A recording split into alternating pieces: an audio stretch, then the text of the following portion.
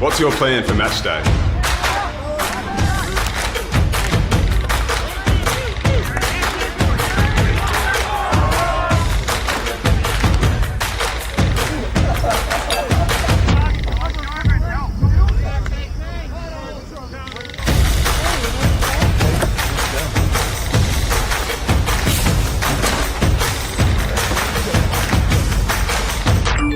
What's your plan B?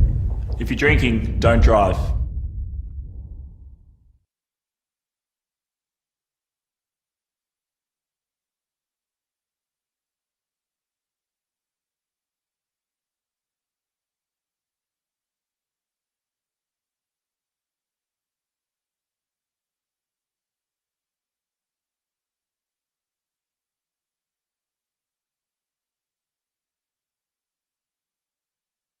Welcome to the final of the Plan B Regional Bash here at the SCG. We've got the final coming up here at the beautiful SCG. We've got both the captains of the two sides out here, the Lake Mac Attack and the ACT Aces. The boys are going to flip the coin to see who's doing what.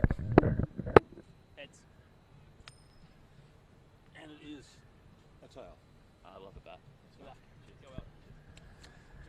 Adrian won the toss, decided to bat. What have you made of the conditions, having played a little bit earlier today? Look, the wicket's good. I think we just want to get runs on the board. It's always nice in a final. Also, more cricket will be played on it, so 100 overs will be played on after we bat. So, hopefully it might start maybe playing a few tricks under lights. So give ourselves the best chance.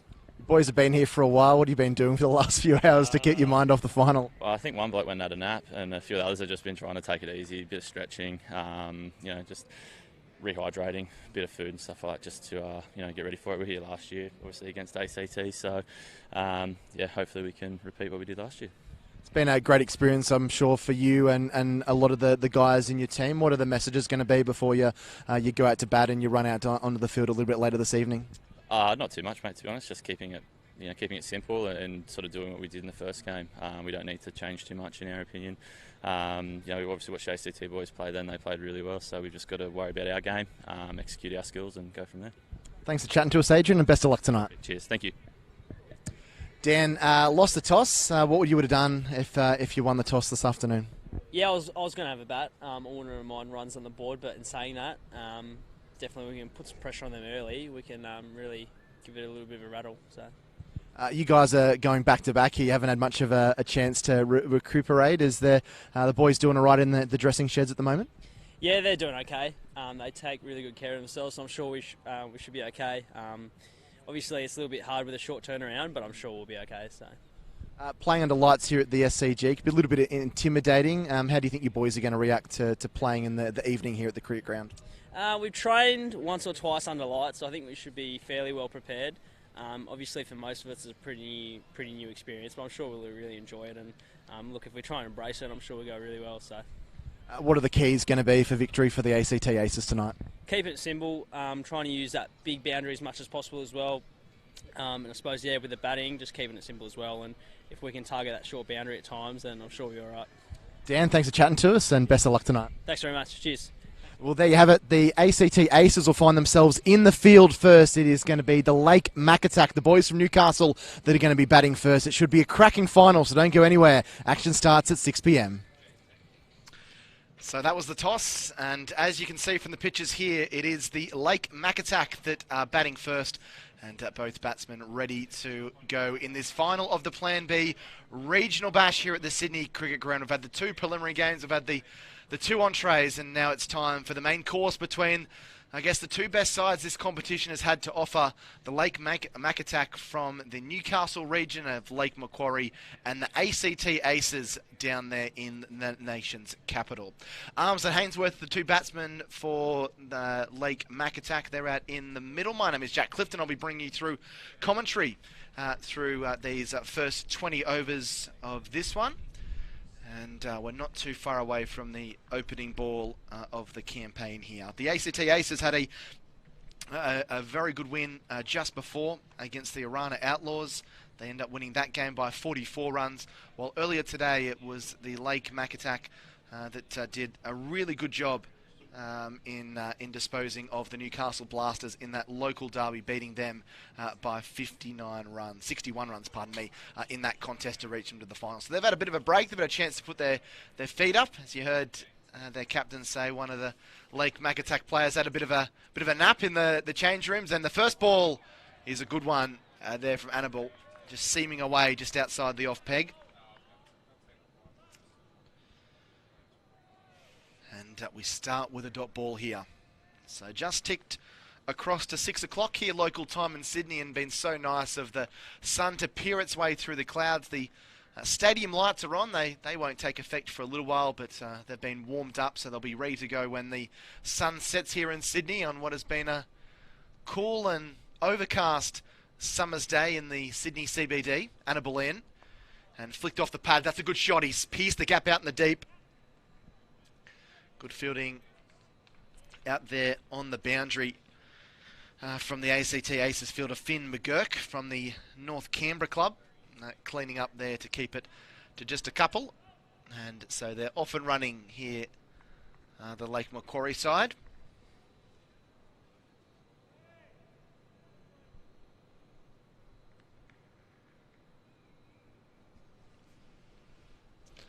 So none for two after two deliveries.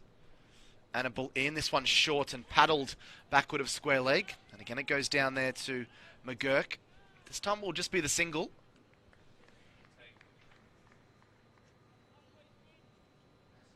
Daniel Arms moving himself along to 3 not out. Marcus Hainsworth, the wicketkeeper, he feels like it was an age ago that he was last batting at there in the middle of the SCG. Earlier this morning he was dismissed at about 15 minutes past 10 o'clock, so it's been a long day waiting almost 8 hours between bats. But he made a quick 5-14 from 7, hit a nice hook shot over deep fine leg for 6. And he's ready to face the music here from Annabelle. He's back and looking to pull. Can't connect with that one.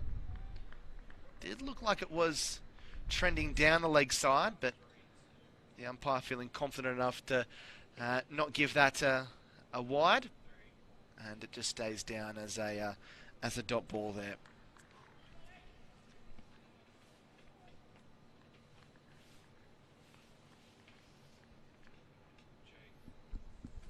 Tim Cox has joined me in commentary, so great to have Tim next to me for this Plan B Regional Bash final, as Annabelle comes in and knocked around the corner there by Hainsworth. So he's off and running. And in the first over, none for 4. Good afternoon, Tim. It's turned out to be quite a nice evening here in Sydney. The sun peered its way through to the SCG, and Lake Macatac looking to build on where they left off in that first game and push their way to a good first innings total, none for 4 in this first over. Absolutely, Jack. Yeah, good evening. Yeah, no, it's certainly a lovely evening it's turned out to be here in Sydney at the SCG. So I was just out on the field then, just warming the guys up at the Lake Macatac. It's driving at this one and beats the outside edge. That's a good delivery by Annabelle. And he bowls a very tidy first over, just the 4 runs from it. This is 3 from 4. Hainsworth 1 from 2. No real foot movement there from Arms. Dan Arms just stuck on the crease a little bit, but 1 over through. As we continually have that breeze pushing across us here at the SCG. Yeah, a little bit, as I was saying, a little bit humid out there. So I was just giving the Lake Macatac some throwdowns. Been doing that for a fair while in my career, so I thought I'd have another go at it, but they kept bombing me over in the grandstand, so I hope that's a good sign for them, for their case. But yeah, and I just noticed that last ball then, a little bit of sideways movement, so there might be, if the bowlers are keen enough to pitch the ball up, they might be a little bit in the air as under the twilight. They'll feel pretty relaxed, the Lake Macatac, having had quite some time to recuperate, and that's a nice straight drive. They'll pick up a single here. There's a shy at the stumps, but comfortably home that time was Hainsworth, and he moves himself along to 2 at the toss. Tim, we were chatting to Adrian Chad, and he said that a lot of the boys have been putting their feet up. One particular player had found a corner in the dressing room to have a bit of a nap, so they look like they're pretty chilled and ready for this one. Yeah, they did, and they managed to make use of the facilities as well and got themselves into the recovery room as well. So a few of the boys jumped in the the ice bath and things like that. So yeah, they're pretty well relaxed for this one, for the big one. Looking to pull that across the line. There was arms, probably not short enough to really play that. I guess the other thing to focus on here, Tim, is the fact that this SCG wicket has now had 80 plus overs bowled on it. I guess not too reminiscent of when a full day of Sheffield Shield cricket or a full day of Test cricket has been played on it. So probably starting to get a little bit slower, maybe a little bit tacky in terms of the bounce. Pitched up by Jacobs, and it's a wild odd swing outside the off stump. A little bit of away movement as well. Absolutely, yeah, and that's why I think it was a fairly important toss. Toss to win for whatever captain. I'm sure both captains were looking to bat first. That and that the team chasing will be under lights tonight, and not a lot of batters, or maybe normally not having the opportunity to bat under lights. Certainly not regularly anyway. So those conditions will come into play as well. This ball pitched up, and defenders square of the wicket initially down to the third man region. And Arms moves along to 4. It's been a pretty good start here by the ACT Aces. We spoke at length in their preliminary final win that they're a side that is very disciplined. They bowl a very good line and length and bowl really well to a plan, and they've started that here in the second over. Hasn't really been any bad balls for the Mac attack to put away at the moment. Absolutely, and I think their bowling attack, they just look like a really clinical, well-drilled outfit. Their bowling attack, they seem to bowl to plans in the first game against the Arana Outlaws. And that was defending a total. Now they're bowling first in the final, so be interested to see how their plans go with this one. But it looked like areas were spot on. Their lengths and their change-ups were bowled at the right times as well. So it'll be a great challenge for the Lake Mac attack batters, and interesting game because both teams scored relatively the same total, around that 160 plus mark. So they've both on the same day today had similar experiences. Now they're up against each other in the final, which is a repeat of last year's Plan B Regional Bash final. Looking to go back-to-back at the Lake Mac. That's a fantastic cover drive for 4. That is one of the shots of the day, and we don't say that lightly. That was a magnificent shot by Daniel Arms. Just put his foot to the pitch of the ball there and just flowed through an elegant cover drive. Was a lot of width given there by Jacobs, and that's always dangerous in this early part of the innings with the field up, but that was a magnificent shot for 4. Raced along the carpet, didn't it? Yeah, no. Left-hander's dream there. You're getting that width. They love that width outside off stump, and he just leant on that nicely, picked the gap beautifully. 4 runs all on the carpet, and like you said, for a shot along the ground today, that's probably right up there. Yeah, very good shot. So Arms goes to a run and ball 8.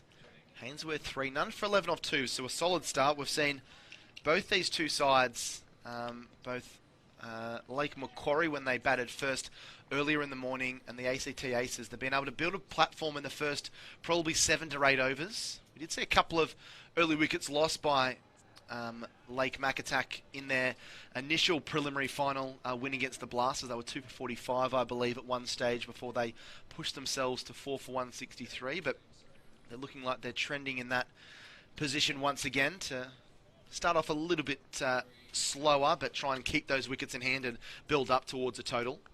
Yeah, Marcus Hainsworth facing now the right-hander for Lake Mac attack, captain of Belmont Cricket Club, but also had a good stint down here in Sydney Premier League, playing for Manly some years ago. So comes with a wealth of experience, and he played some beautiful shots in the Sixers Conference final, but and then unfortunately got holed out. But if he gets going, he certainly is one to watch. How the players going to perform under lights? I can't imagine that's something that they would have an awful amount of exposure in. Do you think that's going to factor in what happens tonight, Tim? I think it'll be very interesting, yeah. So both on the fielding team, how they adjust to that as well, under the high ball, but certainly batting, how they adjust, because a pink ball under lights, it certainly does take some getting used to. It's a good ball, and it's cut away beautifully. That's a magnificent cut shot for 4, so we've seen a couple of really good shots here from the Lake Mac attack at either ends of the park. Hainsworth cashing in now after Arms hit a lovely cover drive in the last over. Wasn't that short, but he managed to rock back and shorten the length just a little bit and chop that one away through the offside. That was really well timed once again. Magnificent shot there by Hainsworth. If we said Arms's cover drive was the best shot on the carpet, today, I think Hainsworth just trumped him there with that one because it was back of a length and he just used his hands to place it through the between cover and cover point. Yeah, moved his front foot towards the ball in playing a cut shot. It was halfway between a cut shot and a square drive, and he'll pick up some more runs here. Slight misfield on the edge of the circle there by Finn McGurk. And they're actually going to come back and get 3 here. Now that is magnificent running. Hainsworth cashing in, and he goes to double figures already. So after a bit of a sedate start, 7 from this over, and they've raced themselves along to none for 18. Yeah, and after Annabelle's first over, 7 off this one to date, but his first over was an absolute beauty. But 7 runs of the last 2 balls sort of hurt in their bench to see how he comes back here and whether he tries a short one early on. He's got a good economical action, Thomas Annabelle, and he's backing away this time, arms, and punching out through the offside, but he's unable to pierce the gap. Yeah, Arms trying to give himself a little bit of room there, but Annabelle was able to seen that coming and was able to adjust his line, pushed it in nice and tight into his pads. Needs to come up with a good finish here, Annabelle. Last thing he wants to do is give away a loose ball here to Daniel Arms.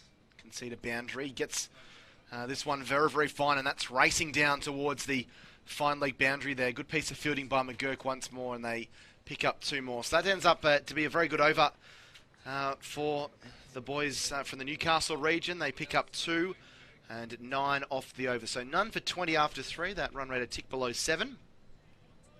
With Arms and Hainsworth at the crease. There's the shot of the beautiful Sydney Cricket Ground, the members pavilion and the ladies stand.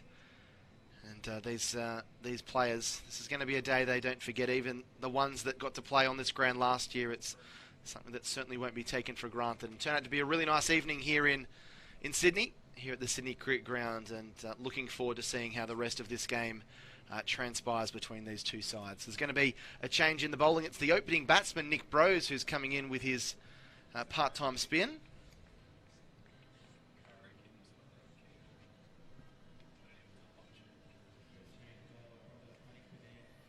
Yeah, the captain from the Aces obviously looking to take the pace off the ball early on in the power play. That's a good start there from Brose, just short of a length on middle leg stump. He comes around the wicket for a right arm, which is a little bit unorthodox, but just be hitting some of those marks outside the leg stump to the right-handers to try and make it difficult. And now he's going to be up against the left-handed arms, so he's a few little darker spots out there. Not massive foot marks like you'd see on day 4 or day 5 of a test match, but still a little bit of roughage out there that he can kind of aim for. And there's an appeal for LBW, but umpire says not out as Arms attempts to sweep across the line. Yeah, no, the Aces put him into the power play for 1 or 2 cheeky overs in the previous game, and here they are trying the same tactic again. But to the left-hander, I think it's a bit of a challenge here for Brose, especially to the short boundary. But his lines have to be really spot on, and like that ball there, it was certainly just outside angling in from just outside off stump. The minute he gets a little straight, Arms could be lining it up to the short boundary, which they do have. They're only 2 men out on that, covering that short boundary, but that might not be enough if Arms gets underneath one. He sweeps this one really nicely down to the boundary, and that'll be 4. A gallant dive on the boundary. But that was picked up really sweetly and timed beautifully there by Daniel Arms. Not far outside the off stump, so he did well to drag that across the line. And as Tim mentioned, is that short boundary. It's only 60 metres from the wicket square, so any time that you time the ball, it's going to be going to the boundary for 4 most times. And now he advances and hits this one down the ground. A diving effort, and what a catch that is! That is a brilliant piece of fielding by the ACT Aces. Hanno Jacobs with the catch of the day, the ball dropping on him and plucking it off the grass clippings there. The talented ACT Aces all-rounder. He didn't get this one. Arms that just lollied up in the air. And he's a big man, Hanno Jacobs. He's very tall. He did really well to get down low there. And that is a magnificent catch. And they get rid of the dangerous Arms. He goes for 14. It's 1 for 25. Brilliant catch, yeah. running forward at pace. The ball was sliced to him, so it did drop quickly on him, but he was able to get his hands low enough and diving forward at the same time. Just before the ball hit the blade of grass, the first wicket down for the Lake Mac attack brings young Josh Westwood to the crease from the Toronto Workers District Cricket Club in the Newcastle competition. Josh is the top order bat for them as well, and they're one of their leading run scorers, has been for another couple of seasons now. Here to bat with the experienced Hainsworth. It's an important breakthrough there for the Aces. They would have wanted to see the back of one of those opening batsmen. Took a great piece of athleticism there from Hanno Jacobs to remove the danger man. He picked up 2 wickets with the ball, Jacobs, in the preliminary final win, and has got himself on the scorebook this time with a fantastic catch. 1 ball left in the 4th over, 1 for 25. It brings Westwood to the crease. Joshua Westwood from the Toronto Workers Cricket Club. And Rose will continue around the wicket, and that is a nice ball first up. We've seen a couple of batters play some real devilish deliveries first up, and that was one that pitched and really left Westwood there. Didn't know too much about it, and that ends a very good first over there for Bros. Just 5 off it and picks up the wicket. It's 1 for 25 after 4. Yeah, the change of pace, the tactic again, has worked for the ACT Aces, bringing Bros on early in the power play. He was very economical in the previous game against the Irana Outlaws in the power play, and then being able to pick up that wicket then. So yeah, it's worked both times for the Aces, and I'm interested to see if they grab another over out of him in the back half of this power play, or they save him for a bit later on with a more conventional field.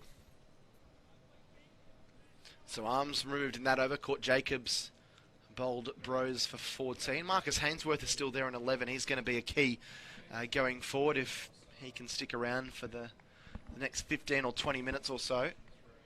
He's already 11 off 9. And he'll be facing the music here from Van Leeuwen. Pushes uppishly at this one and steers it through that gully third man region to pick up a single. Van Leeuwen was very good in the preliminary final, bowling very economically. Yeah, Van Leeuwen on once again early into the attack. Pretty much identical tactics from the Aces, sort of short spells from their opening bowlers. Quite the contradictory to the Outlaws, for example, who bowled their both openers out. Short spells, not letting the batters adjust to each individual bowler as he comes in for his second ball and passes the outside edge of Westwood. Yeah, it's been a good start here from Van Leeuwen. They probably just feel like it's a continuation of the match before. The boys from the ACT, they're only off the field for probably 45 minutes really before they started doing their warm-ups and getting back into things, and Van Leeuwen picking up where he left off at the end of his spell in that preliminary final victory. Pitches up here, and all Westwood can do is prod forward and defend back down the pitch. Nice conventional line and length there, especially to the new batter, getting into probe outside that off stump. Yeah, no, it can work in your favour, certainly going back to back in the field with the previous game. If the bowlers are able to stay relatively warm, like you said, it's a short turnaround, so it's effectively it turns into a 40 over fielding session for them, or an innings for them, which a lot of them would play normally anyway. There's the edge. Yeah, genuine edge. He's pushed away at that one, and it will go down to the boundary for 4. So a little bit of luck there for the Lake Mac attack, but Westwood is the one that benefits from it, pushing hard and with no slip in place. Pretty safe shot. Keeper was never getting to that one. A little bit of bad luck there for Van Leeuwen, and down to the boundary for 4. Be interesting to see if skipper backs his young quick here. He's sort of this third ball in a row. He's probed outside Westwoods, who's new to the crease off stump. Whether he backs him with a slip, very conventional edge there. He certainly just that little bit of subtle movement away from him. He comes once more. This ball flicked nicely in front of square, but some good fielding out in the deep and a bit of a slip at the non-striker's end there from Westwood. Probably denied them doubling up there and picking up 2. 1 for 31. So healthy start here from Lake Macatac. Run rate is 6.4 runs per over. Just the one wicket that have lost, and still 1.1 overs left in this power play. Haven't really been overly aggressive in trying to take advantage of it, but just seeing what's on offer as that ball is smacked backward a square leg for 4. Really good pull shot. Got into position quickly that time, did Hainsworth, and he's looking an ominous touch. A little bit too short that time from Van Leeuwen, and that was carted away to the backward square leg boundary for 4. Yeah, probably was after a really good over. Probably wasn't the ball to bowl to finish off there for the youngster. He sort of, his first 5 were right on the money, and then yeah, without the protection there on that short boundary, gave away 4 runs for the opposition to finish off that over, which turned out to be a good one now for Lake Macatac. And like you said, this is the last over for the power play. The 2 right-handers hitting to the long boundary now if they want to take advantage of it. With the last over, the only 2 fielders are allowed out in the outfield. ACT Aces have gone with a deep third man for one of those positions and a deep square leg out to the western side, which is the long 80-metre boundary. So plenty of room over the top of mid-on and mid-off if they want to go straight to take advantage of the power play, or out to the backward point through the short boundary on the eastern side. Westwood 5 from 5, Hainsworth 16 from 11. In comes Mern, and it's the trundler down the leg side, and that is going to go down as get something on it. Leg Hands buys. out, so leg by. Yep. So Scotty Mern, who did a good job with the bat for the ACT Aces in their victory, has been trusted with ball in hand. Starts off with 1 leg by down the leg side. And Marcus Hainsworth, the opener's obviously been here since the beginning. It'll be interesting to see he takes him on here, knowing that this is the last over of the power play, and takes advantage of it. It's a nice shot. Punched that out through that cover region. It was well timed. And a nice echoing sound all throughout the ground. But just a single. Partnership is building between this pair, though. Hainsworth is looking in good touch. He looked in great touch early this morning, but only lasted the 7 balls for a quick fire 14. So has surpassed that and moved along to 17 from only 12 balls.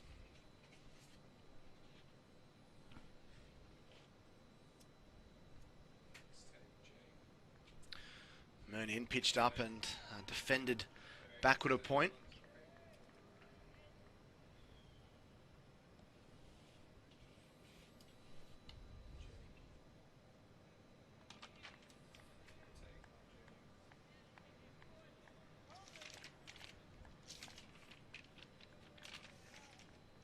Very handy all-rounder. Mern bowls his medium paces here, can take the pace off the ball, and he played a brilliant innings in the previous game with the bat as well, with a quick fire 41. Yeah, and just as you say that, Tim, he rolls another one, rolls his fingers across the ball, across the seam there, taking some pace out of it. Very, very hard to hit those balls away.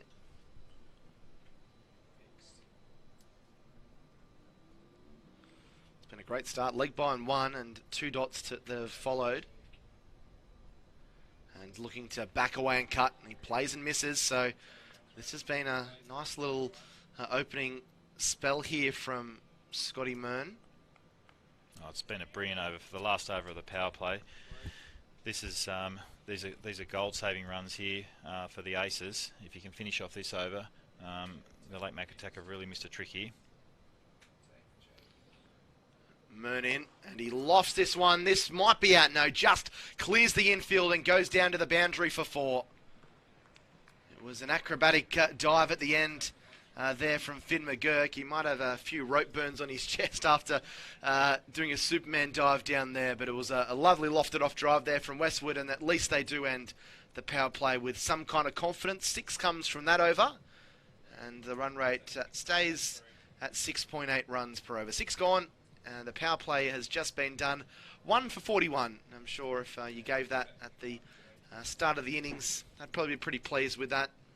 Lake Macatac, you always want to be scoring around that 6.5, 7 and over. Anything over that is great, but pitch slowing up a little bit makes it a little bit more difficult for the batters.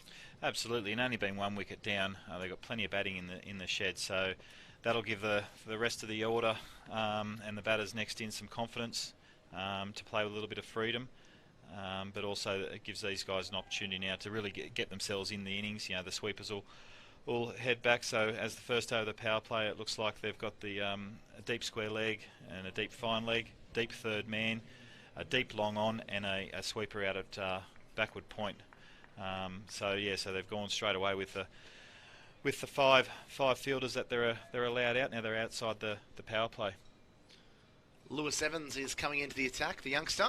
A lot of these young up-and-coming ACT cricketers. He's going to come over the wicket here to Marcus Hainsworth, who's beaten by a good delivery, good pace there and follow through the young medium-fast bowler. They're changing the bowlers around, so it's very good tactics here by the aces. Just not letting the Westwood and Hainsworth get used to a single bowler or trying to single a bowler out where they could go at. So mixing things up nicely here.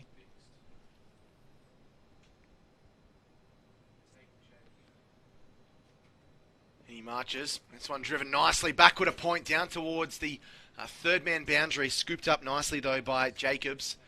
And the batsman come back for a couple. That was well timed and well placed by Hainsworth. Long boundary down there. He is hitting to that far side, 80 metres. It is to that rope. That's right. And just to give you an example of the mixing up the attack, this is the sixth bowler used in the 7th over. Yeah, he's certainly not trying to let the Lake Macatac boys settle. And again, he plays over the top of this one. You can hear the grunt of frustration there for Marcus Hainsworth. Felt like he missed out on one there. Just got a bit of width he was looking for, but didn't make a connection on this account.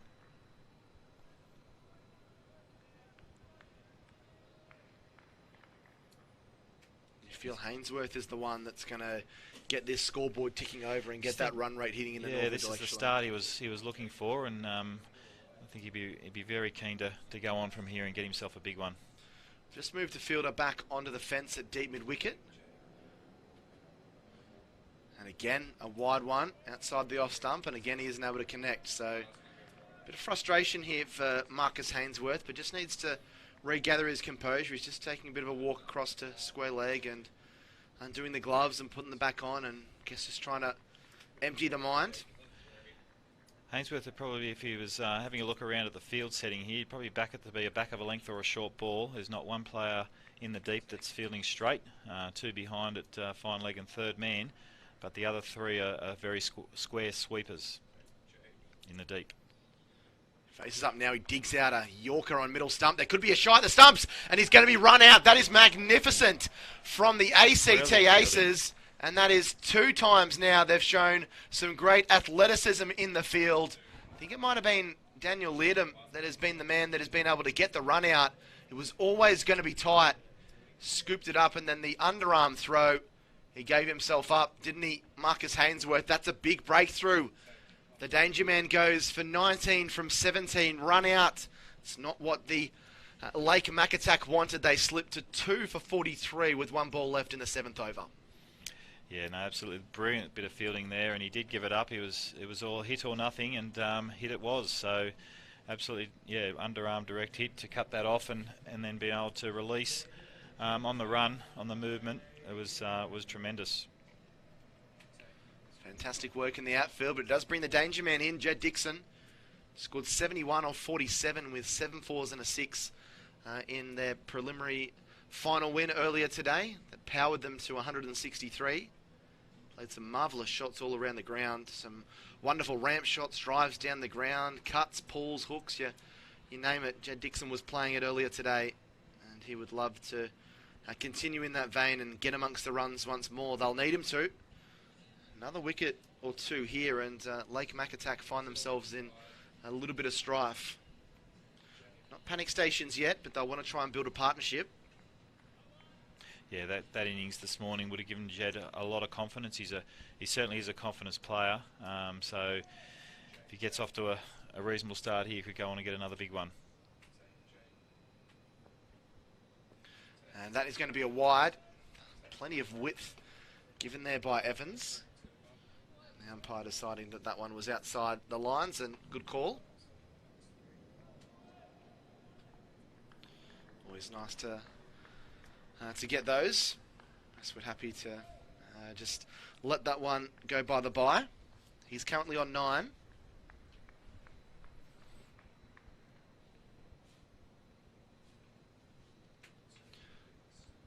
As he faces up here to Lewis Evans, charging in, driving this one on the up. So a little bit of confusion initially, and then a bit of a slip for the fielder out there.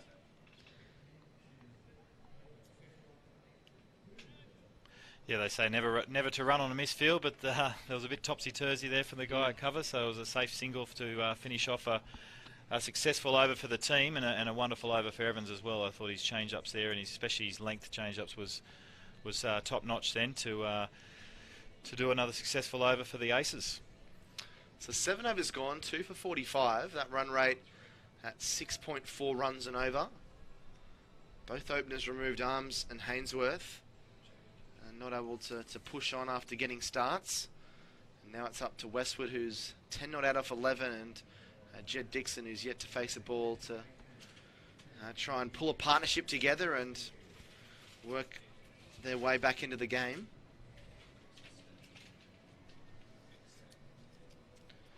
And so Fitzpatrick comes in the attack, bowled really well earlier today. Ooh.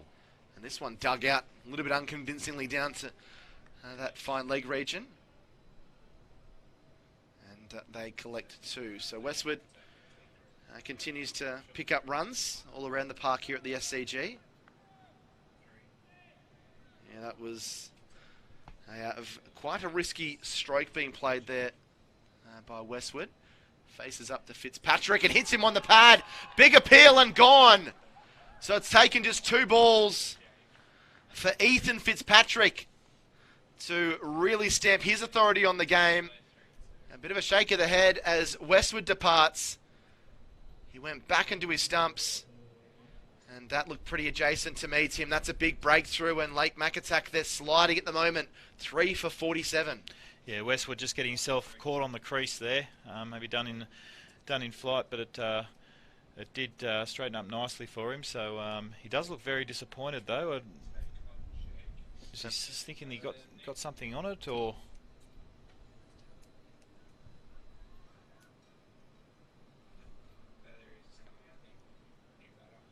But anyway, he's walking off now, and that'll bring the captain to the crease, Adrian Chadd, and this was the partnership in the first game this morning, Jack, that really held the success for the Lake Macatac and built the base, or was the base of their tremendous innings of 163. So, and again, a crucial partnership here in this match. Yeah, they are. It's a little bit different. Neither of these batsmen have faced a ball. Jed Dixon was quite well set when this pair came together, but it's going to be up to them to try and resurrect something here. You feel trouble would certainly be brewing if one or both of these batters were to be dismissed fairly shortly. But again, good bowling changes here from Daniel Leardom, the skipper of the ACT Aces, rotating his bowlers, as you mentioned, Tim. 6 bowlers in the first 7 overs, not letting the batters get settled against any particular style of bowling or particular style of bowler. And it's worked wonders. Not only have they taken 3 wickets, they're keeping that run rate under wraps, only 6.4 runs per over. Can Fitzpatrick do it again? Thrown up and driven forcefully back down the ground as Fitzpatrick is able to stop that in his follow-through. That's right. All bowlers, sometimes bowlers need a few overs to get a bit of momentum, but they've all been on the money straight away from ball 1 of each of their very short spells. So it's made it very difficult for Lake Macatac to get into an innings, even though Hainsworth and Arms early on hit some splendid shots, especially on the carpet. But these 2 batters, Jed Dixon and captain Adrian Chadd, need to get themselves in now. Probably see out to the halfway mark, at least to the 10th over, picking up the ones and possibly the odd two to just get used to these conditions.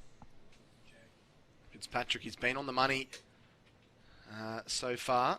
And this is another good short of a length ball on that middle and off stump line. And first ball, Dixon happy just to defend back down the pitch. Sending out the deep mid wicket now, so there is an easy single in on the leg side if Dixon's able to pop it there. But yeah, really protecting that leg side boundary now to finish off the over.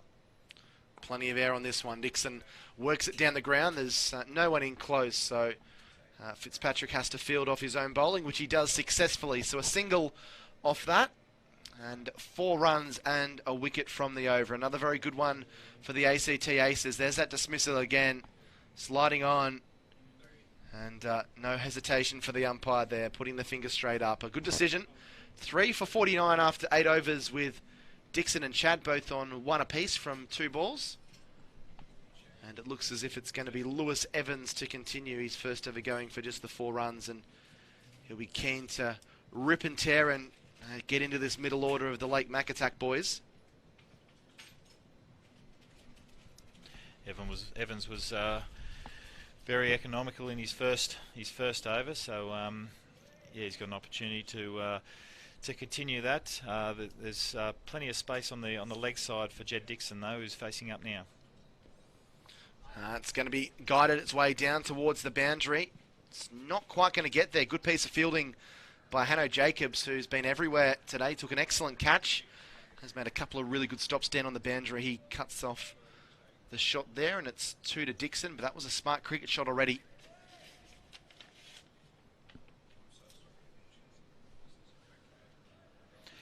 Good decision by the skipper, putting himself in at slip here as well. Got 2 brand new batsmen to the crease. The bowler's bowling well, and back the young fella, yeah. This ball dug out. It doesn't beat the fielder at the edge of the ring circle in Blake Dean, the veteran, but they're still able to scamper themselves through for a single.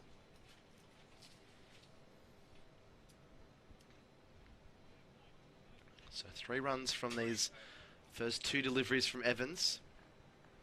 Looking to be a bit more positive is this pair. And with Adrian Chad on strike, he's now moved himself out to deep mid wicket. So there's 3 guys pretty much in a straight line on the short boundary, protecting the eastern side. And he's gone with a shorter one. It's pulled in the air. It was a good, well-directed bouncer. Took his eyes off the ball there, as he kind of had to. It was directed right at his eyes. Gets away with one there, Adrian Chad, but he won't want too many more of those. I think it took him by surprise. It probably shouldn't have, given that there was 3 guys deep on the leg side boundary. But yeah, he didn't seem to think he was going to cop one like that early in his innings. But very well bowled. Getting just a little bit darker here at the SCG as the sun slowly starts to set as we've ticked past 6:30 local time. It's been a big day for a lot of these cricketers. And slashing wide at a ball just outside the off stump there. So good work by Evans. Beating for pace there, I think, a little bit. Good delivery. There's been a few of those today. Just fancy the ball is staying just a little bit lower. That's probably with the 4th or 5th time of this innings that they've played over the top. And Tim's made a good, astute observation.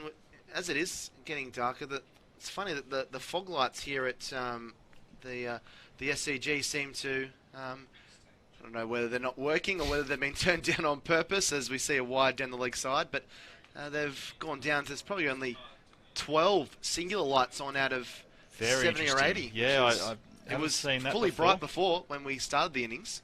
Absolutely, and just when you need the lights to take control under the twilight here, they're not. Yeah. They've dimmed back. It looks like they've gone on half dim. So I'd be interested to see if the umpires have picked this up at all, and we'll see what's going to happen over the next over or so. Yeah, we'll keep an eye on that for you as Evans comes into Dixon, and Dixon nudges this off the hip out there into the mid-wicket region for a single. But at 20 to 7 local time here in Sydney, that this is when the lights will take effect. It hasn't been a regular February summer's day here in Sydney, that's for sure. So it's not as if the sun's been brightly shining and will be brightly shining until past 7:30. It's been pretty dark and dim for most of today. So Chad, the captain, faces up. The young Evans comes in as he pushes at this one down through third man for the single. Doing exactly what you mentioned, Tim. That is picking up the ones and the twos here in the occasional sundry. And there's a shot of the lights there that you can see. When we started the innings, they were fully lit up, but for whatever reason, they've well, it's not even half dim. It's quarter dim at the moment. That's exactly right. Yeah, and I was SCG. surprised that the umpires didn't coerce then at the end of that over, because I'm sure they would have to have noticed that. They're very interesting. I wouldn't like it to continue on for the next couple of overs, as the twilight really sets in. It's only going to get darker as well here at the SCG, and the batters probably, if they've noticed it, probably relieved that they're facing spin at the moment. It's punched down the ground there by Adrian Chad, the skipper. If the umpires haven't noticed, you would think that the batsman at some stage would have noticed him and maybe had a quiet little word to the umpires. One to keep an eye on over these next few overs. Fitzpatrick in. Lovely ball. A little bit of a defensive push there from Dixon. Yeah, no, fantastic traditional leg break there by Fitzpatrick. He's really on top here. He's been able to give that ball a bit of a rip. He's actually seeing a bit of purchase now, so he's building confidence. And Dixon back and hammering this one out into the deep. Only get the single for it, and already, Tim, we're seeing Jed Dixon do what he did with his bat earlier today and shuffling around the crease. He's moving across to the offside, and then he's moving to the leg side, making it difficult for the bowlers to feel settled with him moving around the crease so much. Yeah, I think he'd be a bit disappointed with that, though. He didn't get any timing on that. That took to take advantage of that shorter pitched. It was a tremendous feeling off his own bowling there, Fitzpatrick, to save 1, possibly 2 runs, diving across in front of the non-striker, getting a bit tangled up with him as well. Tell you what, if there was a flick on there, that could have made things very interesting. Yeah, he was almost stranded in no man's land there, Jed Dixon. Patrick short, again pulled but not timed, out into the deep, and the batters are fine with just the single. And they just collect 1 there. So 3 for 59, 1 ball left in the 10th over. So we're at the halfway mark, and that run rate pretty much slap bang on 6. So it's an interesting point of the game. This one worked down the ground, and again, great piece of fielding by Fitzpatrick. He's jumping and dancing around all over the place. Tim Cox is going to make his way out of the commentary position. And I'm going to be joined by Dave Redden for the next 10 overs of this pulsating Plan B Regional Bash final. Won the toss, elected to bat the Lake Mac attack. They're 3 for 59 after 10 with Chad, the captain, 5 from 7, Dixon 6 from 9, Arms 14, Hainsworth 19, and Westwood 12, all getting starts but unable to push on. And as Dave joins me in the commentary box, the match poised at quite an interesting moment in this game with the pitches 90 overs old now. The bounce is a little bit variable. Lake Mac attack fighting to try and push towards a match-winning total here, Dave. Absolutely. Good evening, Jack. It's great to be with you. Look, ACT on top for mine. There's nothing wrong with the pitch, and they've got to push now. Back and across, another play and a miss. We're seeing this a lot outside the off stump. A lot of cross-bat misses outside this off stump. Absolutely. And you were talking about this pitch is now aging just a little, and it's been very hard.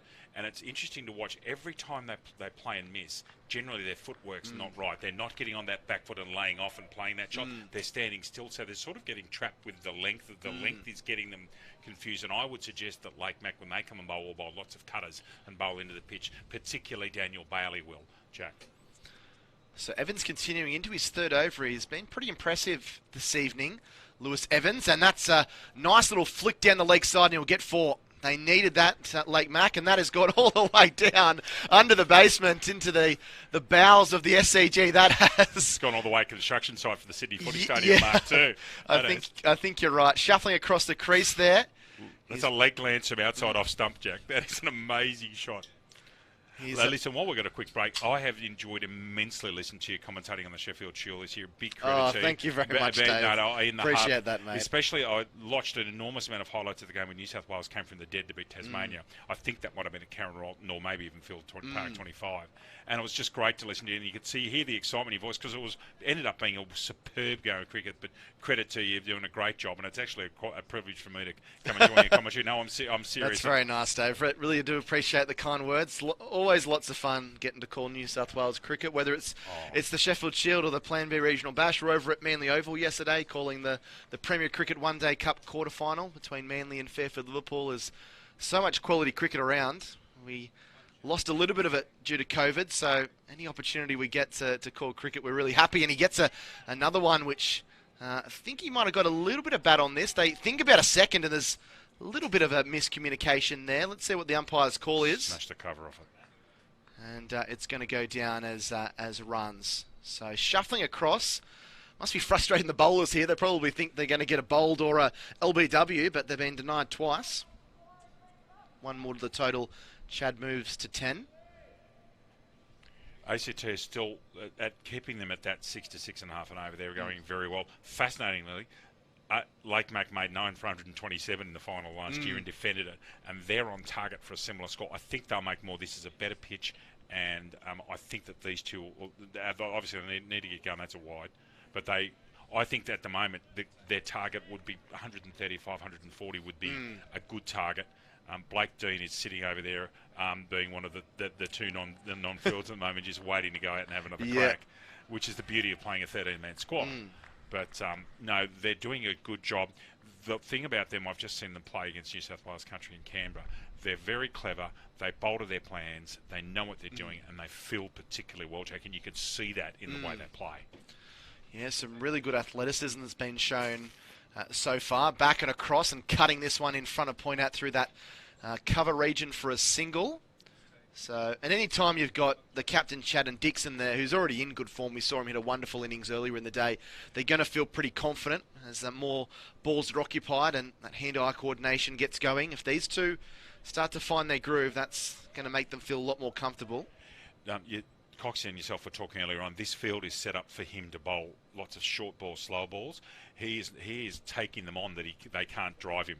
Everywhere straight, he's got people in the ring. Short and wide, cut away, but again, picks out that sweeper in the deep. They've at least been able to connect with some of those short and wide balls. They missed probably half a dozen in a row. They've connected with the last couple, but have hit them in front of point, picking out that sweeper at deep cover. So there's 8 off the over so far. This is a better one for a Lake Mac attack. Just the one ball left here in the 11th over. 67 on the board. Dixon faces up here on 7. Chad at the non-striker's end on 11. Evans in. That's going to be another wide. He's just lost his radar a little bit, the young man here. Again, bowling into the pitch all the time. They're not bowling any length at all. And with this field, he can't because he's got all the straight fields in the ring. All of his protection is for short. And they're deliberately bowling into the pitch and trying to get them to hit these sweepers square. And this is part of their tactics. Kyle Piper, their coach, they work very hard at tactics, especially in T20 cricket. And at the moment, there's not too many boundaries. Like Chad had to manufacture a boundary by flicking one off his hip from outside off stump. Evans comes in, and this ball is slapped down the ground. That's a beautiful shot. That was just brute strength. Finally pitches one up, and they're able to get it through the infield, Dave. And as we've just been talking about, and yourself and Tim were talking about earlier, Dixon gets the first ball of length in quite a period of time and smokes it straight just to the onside of straight. But there's no protection there. The only way they can stop that is it goes straight to the fieldsman. Dixon, again, using his feet, notably there, he was on the back foot, sitting there waiting and had the time to play it. This appears to be the sort of wicket that if your footwork's not right, it's hard to come in and play. And interestingly, Adrian Chad loves facing medium paces when he comes in. He can be a bit... he doesn't get out, but he can be a bit stilted against spin bowling. Now, Fitzpatrick's bowling quick leg spinners, and he's not giving a chance, and he's not going to give him a chance to sweep. So, it'll be interesting to see how he goes about it, Jeff. Fitzpatrick 1 for 7 off 2 overs. He's been really good again. Pitches this one up, hits the pad. And the umpire just rather nonchalantly walks away with a quick shake of the head, not out. But that was a good first up delivery. Sliding on there to the captain of the Lake Mac attack. Here's the replay of it. Possibly pitching outside leg. Fitzpatrick in again down the leg side. This one tucked away. Gets it past the fielder on the inside of the ring there. They're going to come back for 2. That's well run. Well played there by Chad. And Dixon in particular is a lightning between wickets. And Adrian Chad has worked. When he played for New South Wales Country a couple of years ago in Shepparton, he came back and told me, he said, I hadn't realised how much running you've got to do, and he's just run and run and run to get himself right. He's lost some body mass, and he's much quicker and leaner. He's particularly between wickets, you notice the difference. But Dixon's an absolute racehorse between wickets. He is, isn't very quick. Yeah, you need to have a couple of those guys in any starting 11, no matter what format you're playing. It's absolutely invaluable to your success. 75 for 3. 11.5 overs gone here. This one's short, and he's hammered that one over the top of the man at fine leg, down towards the boundary for 4. He threw the kitchen sink behind that one. Did Jed Dixon. He'd want to. It was a poor ball off Fitzpatrick. He hasn't bowled many like that. He just dropped it short.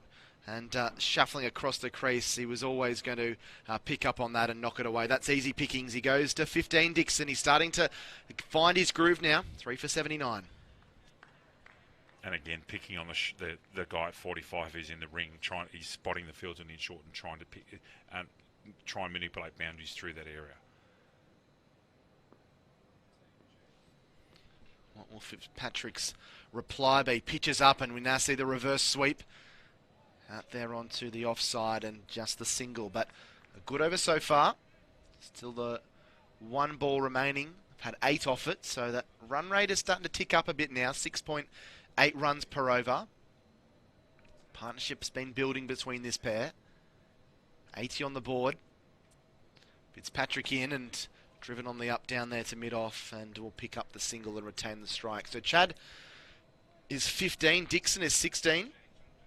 They've got some starts, and they look like they're trying to motor now. 9 from that 12th over of the innings. 8 left. 3 for 81. Still think, quite frankly, if these two stay there, they would, with this batting lineup and on this pitch, I would reckon that 150 from now would be a very good score. That's 9 and over. But the key is that one of these two's got to bat through to the last ball, the 20th over. It's fascinating, but they're doing the same sort of thing that they did this morning. Chad punching the ones, Dixon taking a couple more risks. Nick Brose is going to come around here.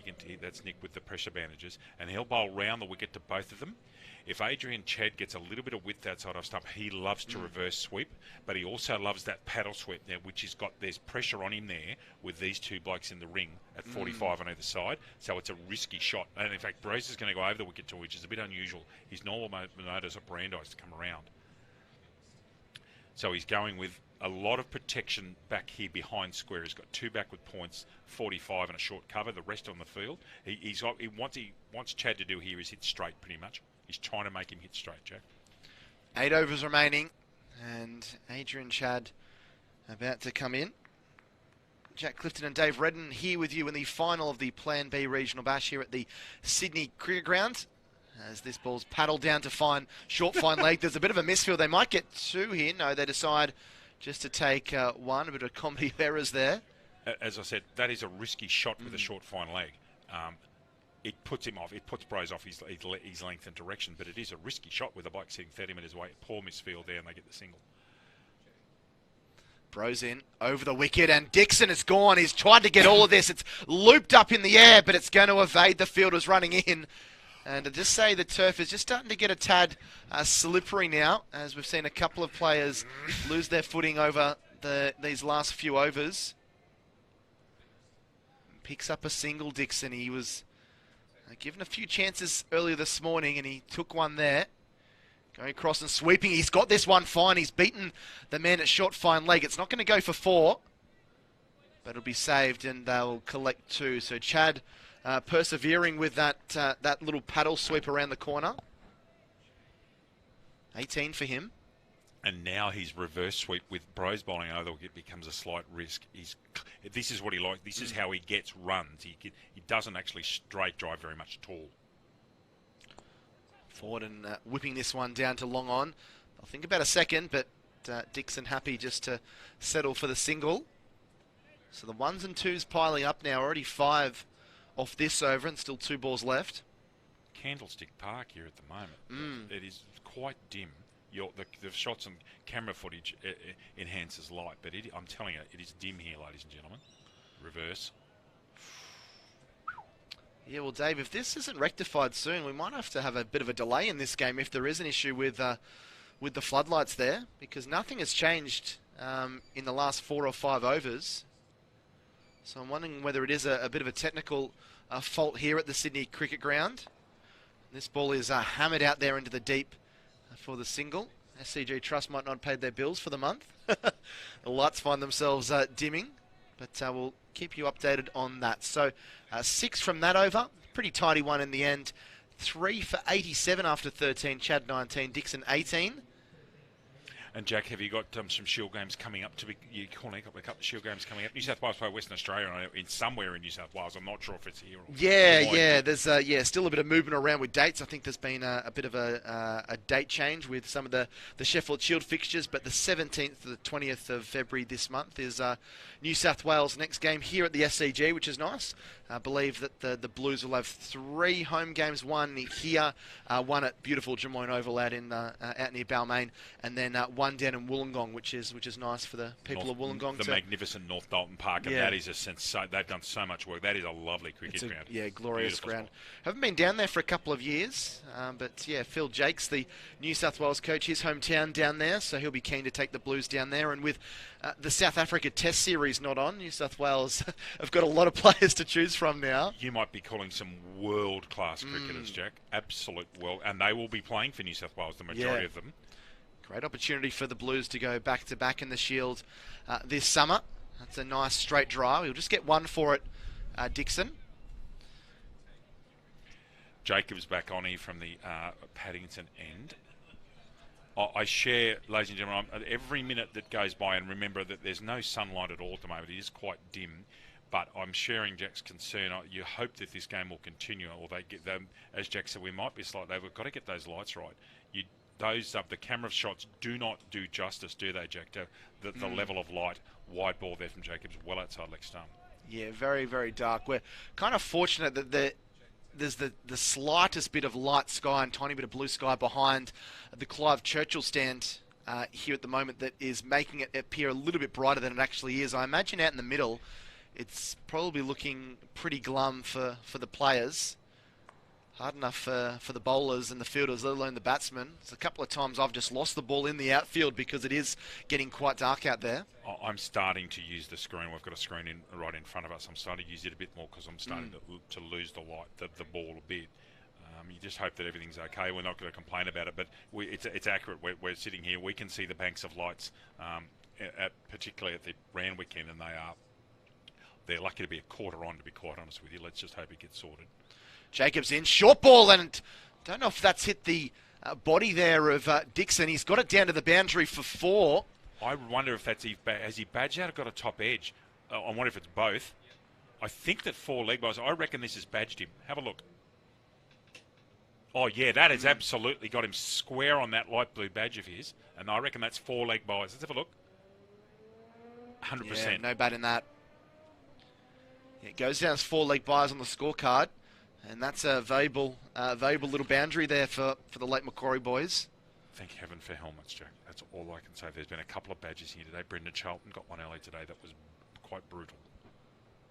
Pitched up a nice late cut there just to use the wrist a little bit and waited on the ball as he guides that one down to the third man boundary. Dixon and Chad both 20 unbeaten, 95 on the board, 3 down, 2 balls left in the 14th. Dave, when are we gonna see Lake Macatac really start to throw the long handle? Are they going to wait 16, 15? What are you thinking? They're going to wait until have a look and see where Animal's got 2 left. Whether they do it on him, I don't know. the pace that these 2 medium paces are bowling at, it's eventually they may have to go shortly. But remember, at the moment, they're 2 right-handers hitting to distance. I think they will target the short boundary, which is to the left of screen, when the bowlers are bowling from the round again. And that will be overs 15, 17 and 19. Perhaps in the next over they might have to put the foot down. They've got enough wickets in the shed, and they against this ACT side, they need 150 minimum for mine, Jack. Jacobs in, pitched up, and that is a lovely cover drive. Picks out the sweeper in the deeper, will just be the single. But a pretty good over there. 9 coming from it, and the score moves itself along to 3 for 97. 6 overs left in this innings. Dixon and Chad can't be separated. Both 21 not out from 20 balls, and they've put together a really good partnership here when they were in a bit of trouble. 3 for 47. That's actually brought up the 50-run stand as well. So a good partnership here between the captain, Chad, and one of the really good quality middle order batsmen from this Lake Macatac squad have pushed the score along to 97 for 3. Okay, Nick Brose is going to be bowling to 2 right-handers here, and this may be go time. If Dixon's going to go, he loves to play the pull shot, and he's also a very good sweeper. He may try to launch him over, and it's dangerous, but the O'Reilly stand will be his target. He's got lots of open pasture to hit 2s as well if he can get them. Let's see what he does. He's gone for this one. That one's disappearing down to the boundary for 4. That was really nicely struck. 100 up for Lake Macatac, and as Dave mentioned, Dixon has picked his spot and he hammered that one. That was a beautiful shot. Slog sweep there. Brose bowling that one with quite a bit of speed and the pace on it, and Dixon able to manoeuvre it past the fields on the boundary for 4. He's 25 now, and he digs this one out and drops it onto the offside. Staines scurries around and picks up the ball. Both of these two will be playing for Newcastle, what will be an epic New South Wales country final at Goulburn in a couple of weeks against Riverina. Best Riverina side in, I think, a generation. It's a superb side, great bowling lineup, and a lot of these players here today for both the Blasters and Lake Mac obviously playing, and these two, Dixon and Chow, will be there. Should be a great final. Back and cutting away through the offside, out to cover for the single. But they've gone top heavy these first 3 balls, already 6 from it. This is looking like a good over. And again, that first ball boundary, you always talk about first ball boundaries. It sets you up for the rest of it. You don't need to take too many risks now. Clips this one over the top, and the man at the deep square leg boundary just waits for the ball to come to him, and just the single on that occasion. So 7 runs from the over. Chad 22, he's starting to motor. He's gone to 27. 3 for 104. Brose in, back and looking to cut. And playing a miss. Rose actually saw him moving his feet and put that a bit wider, kept it inside. This must be just inside the tram lines. Oh, it's because he's moved his feet out wider. That's why he wasn't given the wide. So, clever work from Brose. Goes here and he looks to sweep and he's bowled him. I think he might have pulled this on himself, but Brose has got the breakthrough, and it's an important one as well at this stage of the innings. With the last ball of the 15th over, he gets rid of Adrian Chad, who's dismissed for 22. Looking to sweep that one across the line. He shuffled around the crease and played that shot a fair bit today, Dave, but that was his undoing there. Looking to knock it around the corner, and he departs for 22. Well bowled there by Nick Brose. He actually bowled a quicker one. As soon as you saw him go, he actually almost bowled that as a seam up, and he's cleaned up leg stump.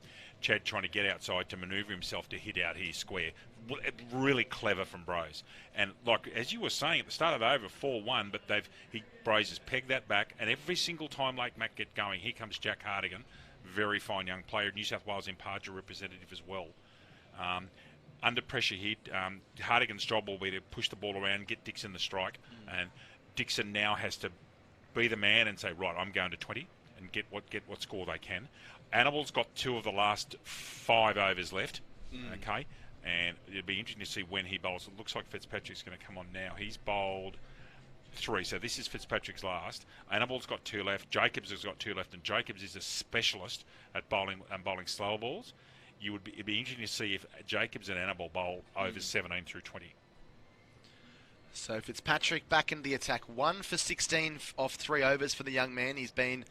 Hasn't been overawed by the occasion at all. It's been a really class display, not just in this performance today, but earlier today as well in the preliminary final win for the ACT Aces. 5 overs remaining. he's highly thought of down in the ACT. I'll tell you, he is a very handy young cricketer. Fitzpatrick in, thrown up. Bit of air. This one's been knocked down to long on for the single.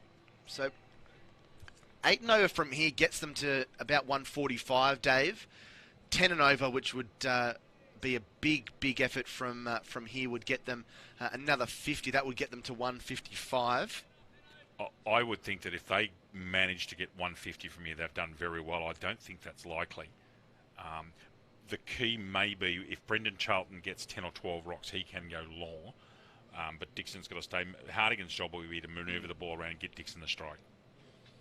Fitzpatrick in, Dixon pushing away, and there's a bit of a mix-up here. I think he's going to get home just fine. He turned very quickly there, Dixon, and got back. That certainly would have been travesty for Lake Macatac if they'd lost their well-set batsman run out. There's been a fair few of them today. He was halfway down the wicket, but he turned on a dime there, didn't he, Dixon, to get back into his ground. That was well done. This is Dixon's call too. It was behind square.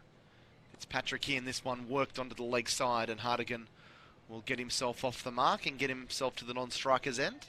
Jack, one of a few cricketers here today playing in the State Challenge in the next couple of days in Sydney, over at the University of New South Wales grounds at David Phillips Field. Carl, McTaggart, Hardigan all heading across to the State Challenge. Some other very fine young cricketers, Kane Anderson and Toby Gray, captain in the two country sides. Next 2 days playing 1 day, so real opportunity for those fine young men. Reverse. This one has been really well caught on the edge of the circle, and that is a big blow. Dixon departs for 28. He's had a bag of tricks today and played lots of different shots, but the reverse sweep didn't work that time. He's filthy with himself. It was a really smart catch. Didn't get all of it, and it was really well taken on the edge of the circle there. So an important breakthrough for the ACT Aces. Dixon has to depart for 28, and the 2 well-set batsmen, experienced batsmen, have to depart in the space of a couple of overs. And now the ACT Aces are on top. 5 for 106. 2 balls left in the 16th over. Dixon's gone for 28. Nick Brose taking an excellent mark there at the finer of the 2 backward points above his head. And they offer, our Newcastle coach Shane Burley, who's the New South Wales assistant coach, will always say you cannot afford to lose wickets in clumps. Whenever there is a wicket, especially even in this form of the game, you've got to have a period of consolidation. Now there's been back-to-back wickets.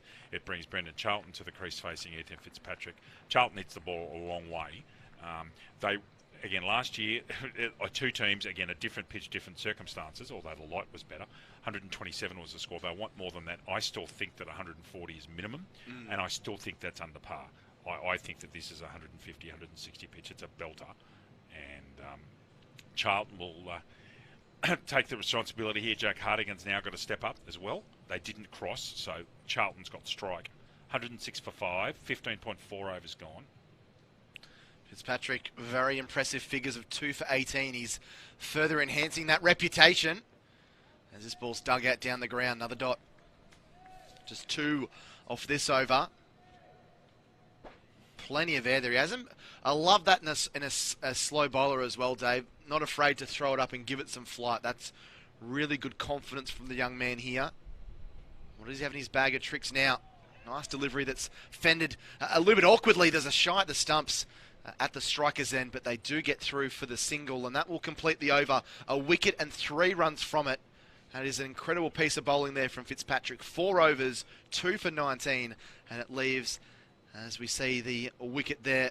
Nice catch by Nick Brose. Nice AFL mark there. Channeling some of the Sydney Swans that play on this ground with a nice mark on the edge of the circle. Hang on a second, Jack. I'm going to pick you up there. Whilst the Sydney Swans play here, there are 2 sides in Sydney. This mob and their actual mob who play over there at home, which play very much. I'm not going to let you make Swans references without referencing my Giants. Thank you. Well, it is the Swans' home ground, to be fair, Dave. So. It is, although the Giants actually train out at Lakeside Oval here as well as the Swans. Yeah. A lot of the Giants players actually have got property in Eastern Sydney. Tyler Van Leeuwen from the Iran weekend. This is a bit of a surprise. I thought that Annabelle and Jacobs would finish, but Van Leeuwen's coming back on, Jack. He's got figures of none for 10. This ball is fended away on the onside. That's a good start there from Van Leeuwen. All of a sudden, into the 17th over and just 107 on the board as the run rate worm just starts to head south a little bit. And that's what wickets can do. Just 3.5 overs remaining in this innings as well, with Charlton and Hardigan desperately trying to find their feet out in the middle of the SCG. And this time they will pick up a single as Charlton knocks it away on the leg side. So Hardigan being not an overly tall player, he loves hitting the ball square. He's a very good player of the pull and hook shot, also a good player of the cut. This field is actually set up, as you've been talking about before earlier today, and as did Timothy Dennis Cox with you, they're setting these up so that he can bowl balls into the wicket. He's got two blokes on the fence on the leg side, one at square and one at deep fine leg, and a deep third man. He comes once more. That's full outside the off stump. Doesn't get all of it. There's going to be a shot at the stumps. It's a dive by Hardigan. He gets home in the end. It would have been interesting to see if the ball had hit the stumps. Might have been a bit of a photo finish. I'm going to call him safe. I reckon he was diving, and he is quick.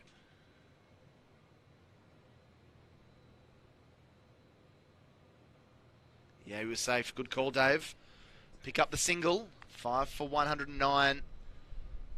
Wants to pick up some big shots here soon. The Lake Macquarie boys, and there's a caught behind appeal, and it's going to be upheld. So another breakthrough for the ACT Aces, and this time it's Tyler Van Leeuwen who gets the breakthrough. He picks up his first, and Charlton, who was only there for 5 balls, just looking to hit that around the corner, maybe just kiss the gloves on the way through, and easily taken down the leg side there by the wicketkeeper Joshua Staines. So the 6th wicket departs, only 109 on the board, and that's been 3 wickets in quick succession here, Dave. Indeed, ACT Aces have really put the clamps on the last 10 minutes. Has completely changed the fortunes of this match. Honestly, Lake Mac now are looking at 130, 135. They've just bowled at the right times. They've taken most of the pressure moments. They really have. Out comes Daniel Chillingworth from the Charlestown Cricket Club. And Chill and Hardo are going to have to do a pretty big job here. Bit of a resurrection. They haven't got much to do. They've got 17, 18, 20 balls left. And if they can get themselves to 135, I think 140's overs, they'd have to really score quickly. And again, Ollie Annibal's got 2 overs left. I can't see him not bowling out. He's your premium strike bowler. Again, noting that Jacobs is a specialist death bowler. He bowls very well, bowls lots of variety. On this pitch, he'd be hard to get away. And again, Jack, again, the light is not good. No, it's not. It's got darker from the last time that we spoke about it. But the umpires don't seem to be too concerned about it at the moment. Van Leeuwen in. And this ball is punched out through that cover region for a single. And they pick up 1. Batting first is an advantage, though, Dave. We've done a lot of these Plan B games, and teams that, if they only get 120, 130, getting those runs on the board, scoreboard pressure can do amazing things to teams chasing, particularly under lights. A lot of these guys don't have an awful amount of experience in. Well, that's if there is any lights, Dave. At the moment, there's not too many lights that are on. Here's Van Leeuwen once more, and this ball is crunched away. Big, thick outside edge down to third man for the single. Van Leeuwen, hand on head. Thought he might have had a bit of an inkling of getting a 2nd wicket there. Some of these ACT players may have played under lights at EPC Solar Park in Phillip and also at Manuka. The Newcastle and the Lake Mac plays, we don't play under lights at all. We play twilight cricket, we don't play under lights. There are some country places where they do play regular night cricket. Albury, they do, Dubbo and Orange. If we're talking about the Plan B Regional West, that's regional cricket. Coffs Harbour's also got a magnificent stadium, but they don't play much there. So, yes, playing under lights does strange things. Again, this is bizarre. Last year they scored 127 for 9 and defended them. You're looking around or about that mark once more. This is interesting. Mearn's going to come on and bowl here from the Paddington. And let's have a look at his field. He's got a third man, sweeper at cover and long off. And he's the one man in the ring on the offside at the moment. His point, it looks like the skip's going to go around to cover. And they're bringing up mid-off, interestingly. There'll be... so third man's come up the fence, so he's back himself not to bowl with any width here, Jack. Have a look at this. He's got a third man and a point in the ring. Then he's got a deep forward square, deep cows going out, long on, deep fine leg, or is fine leg coming in the ring? I think he has to on numbers. It's a question of, Jack, what they're doing with long off and fine leg at the moment. Long off, so fine leg's got to come in the ring. So he's got to have 4 on the offside and he can only have 5 in the outfield, and he's right to go. So He can't bowl with any width outside off stump here. He was very accurate. Only had one over of before, but he was very, very tight, close to the batsman, Mern. Here he comes with his first ball, and this ball's pulled away. He gets it through the inner circle, but just only to that man coming in from the deep square leg boundary. So starts fairly positively there with a single off the first ball. Chillingworth back on strike. What can you tell us about Dan Chillingworth? Loves going straight. He's taken on a role. He used to bowl a lot of leg spin, had a serious finger injury. He's gone back to bowling meds, but he can hit him okay. The interesting thing is here, you wonder whether with these big boundaries, if you can have a look at these AC2 fields on the leg side fence, they're all about 15-20 metres in. The shot may be to hit the ball to the ring and try and get a 2-jack here, because these two are both reasonably sharp between wickets. But he's got to get bat to ball quickly. They just don't have time to adjust. Moon into Chillingworth, and he tucks this one down the ground. They're not going to get two here. Or maybe they will. They're going to come back for the second one. That's a great piece of running from Jack Hartigan. He turned like a hare there and raced back, going to the danger end, and they pick up two valuable runs. It's runs that are going to be valuable for the cause. 6 for 114 now. 2.5 overs remaining. Captain of the Newcastle Colts that won the Northern Pool a couple of weeks ago in January in Tamworth. Very fine leader and a real cricket head, real cricket brain. Just loves talking cricket. Knocked on the offside. So difficult coming in this situation as well, isn't it, Dave? You've got, you don't really have any time to get set. You've got to go from the outset. Your timing's not there. The hand-eye coordination isn't always there, as well as obviously being in the pressure cooker of the SCG in a final as well. All those things are spot on. It is not an easy situation. In ACT, you've got the control at the moment. They've got all the momentum. These two have got to stabilise and just push runs around. Thump down the ground. That was well timed. I think they're going to turn around and go for two again. Good running. This time it was Chillingworth that was the one that turned quickly and made sure he got down to the danger end. Hartigan goes to 6. So both these players striking at 100 now after some disappointing starts. They've got 6 from this over, 1 ball remaining. Scores eked up to 117 now. Last ball of the over here for Mern. He shuffles across and he hammers that one in the air. It's been dropped at short fine leg and they'll get a single. It didn't really seem like it was going to carry initially, but the fielder there just kind of got his feet kind of glued, it looked like, to the... Yeah, it didn't even... Just misread it a little bit. And didn't actually end up carrying. Yeah, whether you call that, it was marginal. It was so slow. He almost got that off the gloves. So, yeah, score check for you. 118 for 6 after 18 overs. And now I'm expecting that Annabelle will bowl this one. No, he's not. Van Leeuwen is. Wow. I'm really surprised. I mean, he's bowled 2 overs for 13, Annabelle. But you wonder whether Healy, or I think Lidham's actually looking after them this afternoon or this evening. You wonder whether they're just not going with their quickest bowler, and they feel that bowling the ball into the pitch with their mediums is making it harder to score. Van Leeuwen comes in once more, pitched up and thumped out through that extra cover region, and just the single this time. So score ekes up to 119. Van Leeuwen's going to have a big job to do with the bat as well later this evening. He missed out in that first game, and he's done some really good things with the ball and in the field, but batting-wise, he's going to be called upon.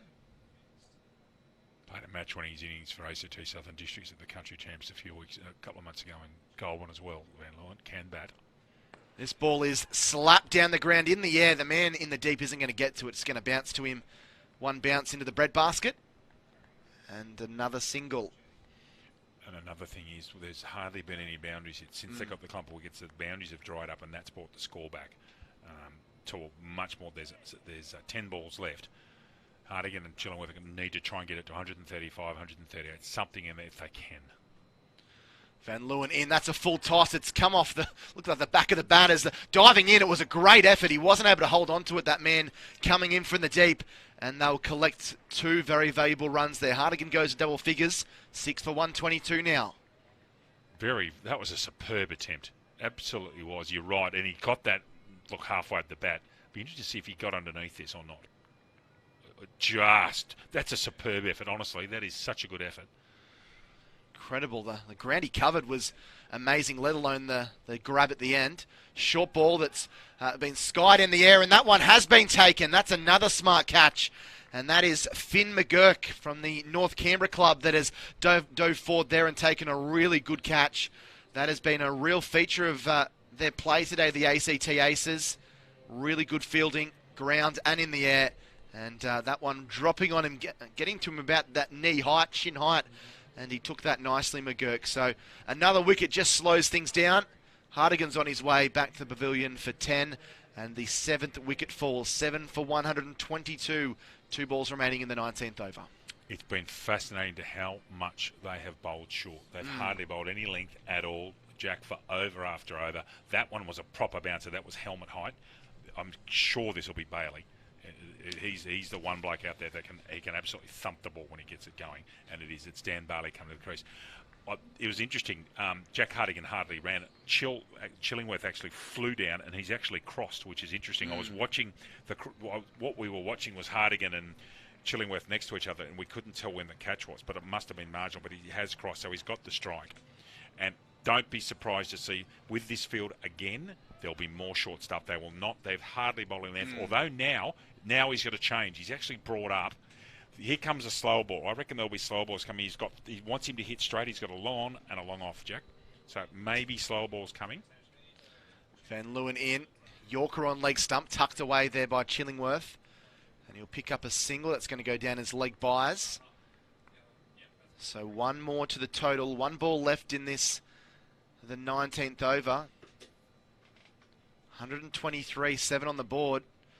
Dave's been saying throughout this broadcast, 9 for 127 is what they made last year and won. They're going to get mighty close to that. 123 on the board, 7 wickets down. Dan Bailey. Best result here for Lake Mac is a single to Bailey. He doesn't need to throw it away first ball. He faces Van Leeuwen. He slashes at this one. He gets it fine. They'll get at least 2 here as the man comes around in the deep, Hanno Jacobs, and they pick up a couple. So that's a pretty good result in the end. 7 from that over, 19 gone, 7 for 125. Bailey's on 2, but Chillingworth, he'll get the strike at the start of the final over. He's on 5 off 6, and this is going to be a very interesting final 6 balls here, Dave. Absolutely. Again, Chillingworth isn't someone renowned for being a massive hitter. If the brain's fully in gear, it's as many runs. I know this sounds trite, but it is Jacobs bowling the last one, by the way. Chillingworth has to get bat to ball, and if anyone's going to take the risks, it's Bailey. And again, the plan's been from everybody to bowl 3 of the last 5 overs from this end here, which is the Paddington end, so that the right-handers are hitting to the big boundaries. If they're going to target boundaries, the smart money here, there's 4 men on the leg side fence. They're going to bowl lots of short stuff and lots of slower stuff and try and make them hit leg side. If they could eke it up to 135, they would be delighted. The Lake Mac attack. There's a run-out attempt there, but it's underarm didn't seem to work there for the bowler Jacobs, and they pick up a single. So that brings Bailey on strike. 1-2-6 on the board now. 7 down. Yeah, probably would have had him in trouble as well, but Bailey lives to fight another day. And let's see what he's got in his arsenal of tricks here. Jack, the master of the understatement, he'd be on half the length of the pitch, just to be truthful. Bailey's go, not sure if Jacobs will give him much to hit there, but he needs to go over mid-off and cover his go areas or backward of point. Jacobs into Bailey, advances, and doesn't really get onto that one, and it will just be the single. So 7 for 127. Chillingworth back on strike now, but it's been a good start here by Jacobs. Just the 2 singles to start. He's got none for 15. Either short or slower or a combo of both. Jacobs in it short. It's been skied down towards fine leg. The man getting underneath it and takes the catch comfortably. They don't drop too many of the ACT Aces. Chillingworth a little bit disappointed, but at this stage of the innings, you just have to go. But did not get that one anywhere close to the middle of the bat. Off the top edge, and it really just skied into the SCG skyline. And that will go down as a dot ball, more importantly for the Aces. 8 for 127, 3 balls left. He's lucky to take that. He was off balance because he's actually moving backwards. Again, Jack, the length. There you go. That's up just underneath the helmet. Clear tactics to bowl the ball into the pitch repeatedly. And as I said, Jacobs he bowls well, good slow balls, good bounces. This is Joey Hart coming into bat now from the University of Newcastle Cricket Club. The batsmen have crossed, so Hart won't be on strike. It will be Bailey. And so Joey Hart played some cricket for Randy Peets as well. 127 on the board. That run rate 6.5. Can there be a flurry in these last 3 balls? Can Bailey find one to the rope? Can he lift one over the rope? It's not looking likely because Jacobs has bowled so well, but cricket is a funny game. Things can change pretty quickly. A couple of big shots and all of a sudden the momentum maybe just swinging back to Lake Macatac. In he comes. He's crunching this one out through the offside. He'll only get a single. He has been right on the money in this final over. This has been really good death bowling by Hanno Jacobs. Agreed. Just 3 runs and a wicket off these 4 balls. Just nothing there to hit. That just short of a length. Batsman can't get underneath it. Isn't short enough for them to go back and wallop it through the leg side or cart it through the offside. Jacobs in once more. It's a good ball. It's just defended. He might have a shot at the stumps here. No, he just decides to play it safe. That's smart cricket from the ACT Aces quick. And there'll just be the 1 ball remaining. So 8 for 129. Does Bailey have something? You imagine he's going to probably take a couple of steps down the track as he try and move around the crease.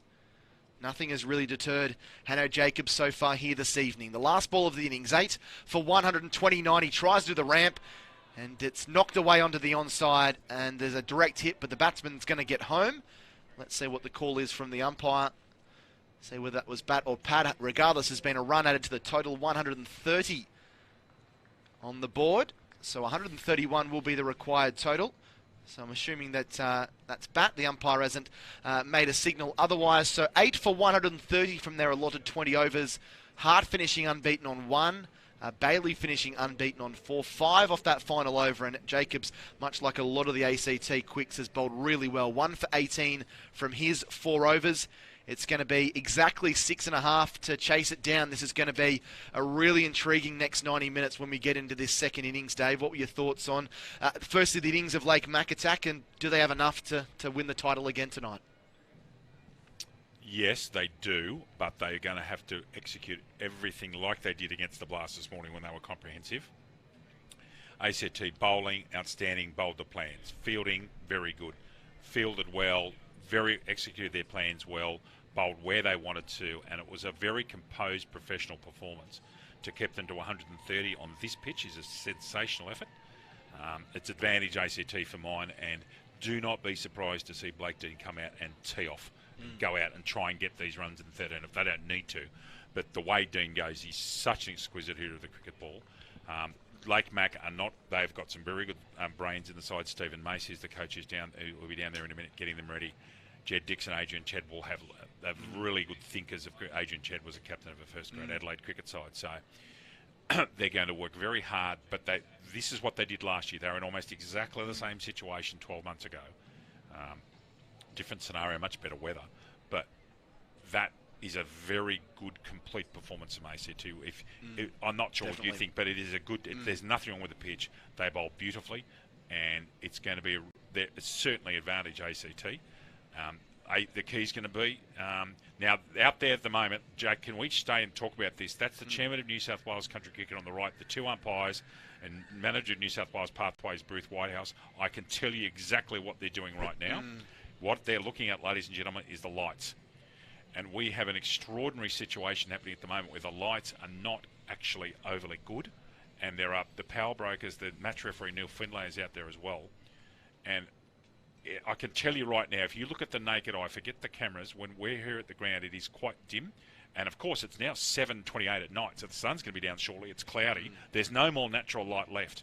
So I do not know what's going to happen here. It's amazing that those lights, since we've been watching, they have hardly got more expansive.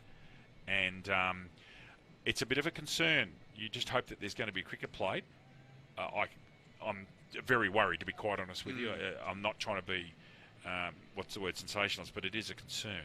It is quite dim out there to the natural eye.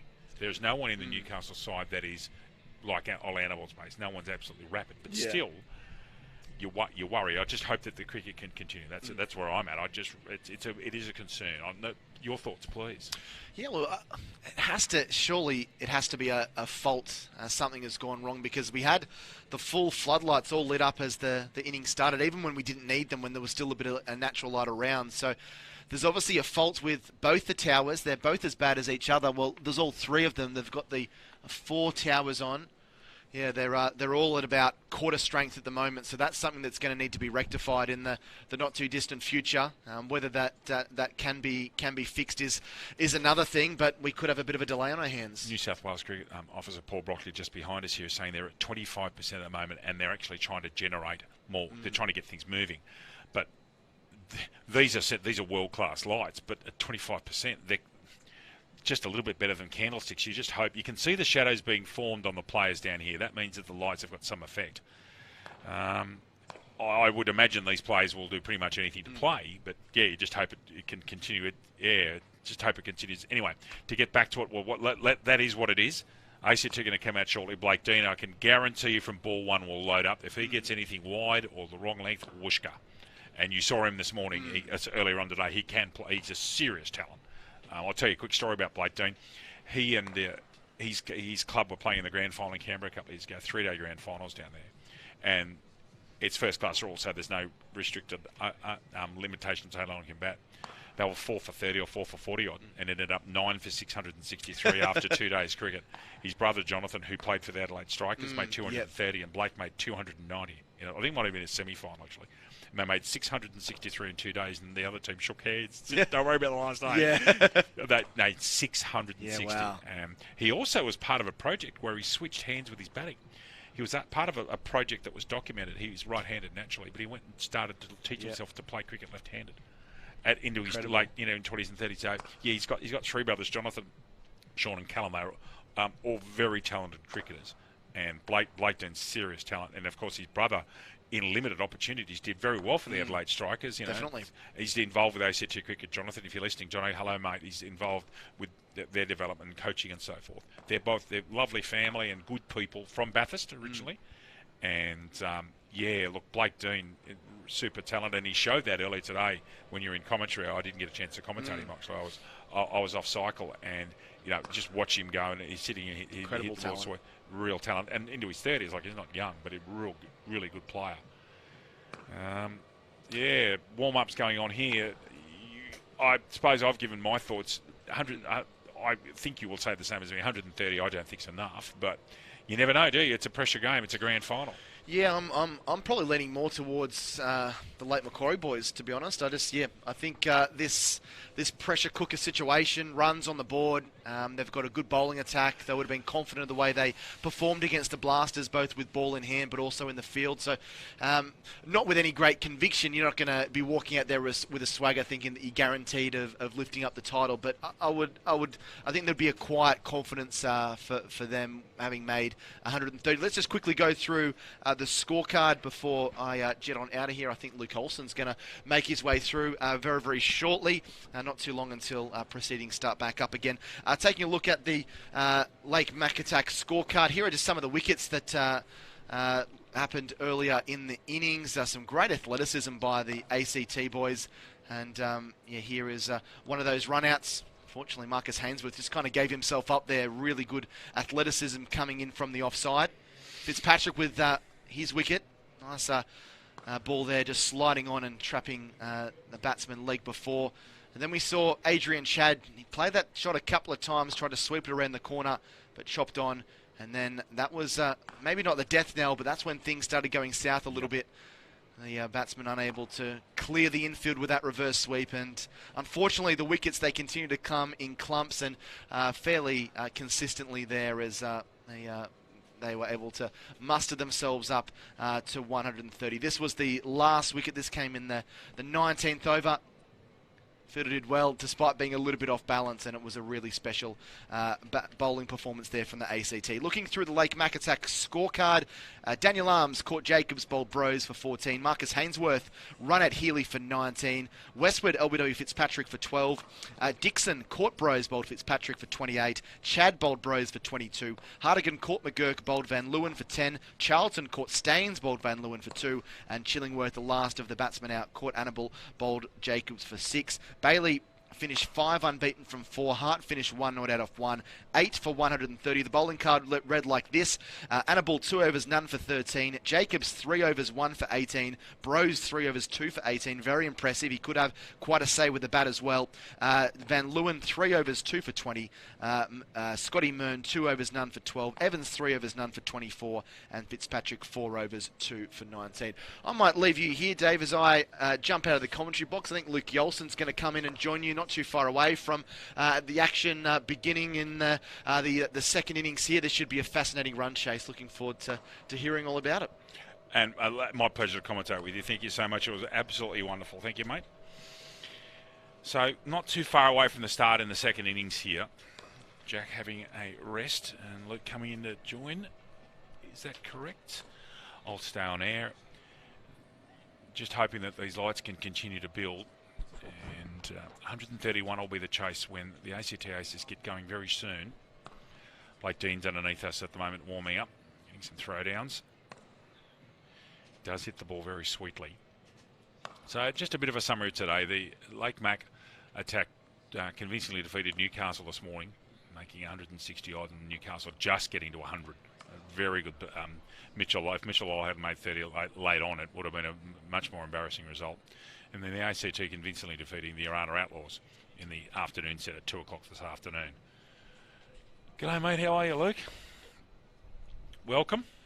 Hey, Dave. How are you, mate? I'm very good, thank you. Looking forward to this very much. Yeah, it to should see be, how should be a good chase and should be Yeah. a good second innings. Yeah, hopefully we can get the lighting situation a bit better because it is becoming really dim out there, and for the safety aspect of all players, I think it's pretty important that it gets sorted. So we'll see what happens. We can see now the lights that are at the southeast and northeast corner of the Sydney Cricket Ground here at the Moore Park precinct, and you can see what we're talking about. The majority of the lights aren't actually on, and No.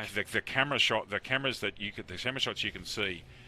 Cameras always enhance light. It is very Definitely interesting. only running about 20-25%. So the lux levels are definitely not as high as is probably what we'd hope for them to be. More at training level than match play. So interesting situation. So more to come, I think. Yeah, absolutely. If Lake Mac have got the thinking caps in gear, Luke, they will be bowling a lot of off-speed stuff. Yep. And the ACT, and one of the things that we noted when we were down there for New South Wales Country a few weeks ago playing against the ACT in a series of games, was they actually think about their plans, and they try very hard. They've clearly done a lot of homework and a lot of training in bowling, but particular areas and bowling to their field. Lake Mac certainly did that to Newcastle today. I thought they bowled beautifully. The Lake Mac attack sides are around about the same pace as guys like Van Leeuwen and Jacobs, around about that speed. And if they've taken any notice, the things that they will be doing is bowling a little bit of slow off-speed stuff. And then also, don't be surprised to see them bowl with 2 blokes behind square on the leg side and bowl short. Because there were a couple of wickets today with blokes playing off their face. Brendan Charlton was another one who was playing off his chest. So the short balls got a lot of wickets. That's Neil Findlay and Bruce Whitehouse. Neil Findlay's without the hat, and Bruce Whitehouse with the phone in his hand, talking with Kyle Piper, the coach of the ACT Aces, out in the middle at the moment. And the umpires are waiting on the edge of the field. Graham Glazebrook is sitting there. Graham Glazebrook's actually the best umpire in Australian country. He's won that award a couple of times. He's a superb umpire, and he has done a superb job over many years. Comes from Portland, up there near Lithgow and Bathurst, and does a great job and all the cricketers in New South Wales have great respect for him. And that's you don't often hear that. That is a everybody, they know that when he's umpiring, he's going to do a very, very good job. Yeah, now talking to the Lake Mac attack. captain, I think that is. Is that their captain, Adrian Chad? It is Adrian Chad. So a lot of discussion out there. Let's see what eventuates. And I know, I mean, obviously from the Lake Macatac's perspective, they did have to bat 5 to 7 overs of their innings in dimmer light than natural light. So, you know, they'd probably be thinking, you know, we might have got a little bit of the back end of the deal here. The next 5 minutes are going to be very fascinating, Luke, because the umpires that were on the field have literally just walked over the rope. It is. Match and it's referee. true dusk as well, isn't it? So this is the probably the worst time to bat as far as that transition between daylight and artificial full light. So really difficult time to bat at the best of times, let alone when the lighting isn't as strong as probably what you want it. I'm going to ask a favour of you. Would you mind hopping off air for a minute and going making a quick call to Bruce to find out what's going on? We don't have official notification. I think that's important that we know what's going on. I'll stay on air. The umpires are not taking the field at the moment. The Lake Mac side something is not right here. We've been talking about this. If Luke's going to hop off air and just go and speak to Bruce if he can and see what's going on, I'll stay on air if that's all right, guys. Interesting things happen at the cricket, don't they? It's never boring. Speaking with our wonderful production team. What's he say? Gets in the chair and he's going to go and make a phone call. Yes. Could we possibly bring up that wide shot with those two lights again, just if that was possible, please, guys, just to give people a bit of an indication.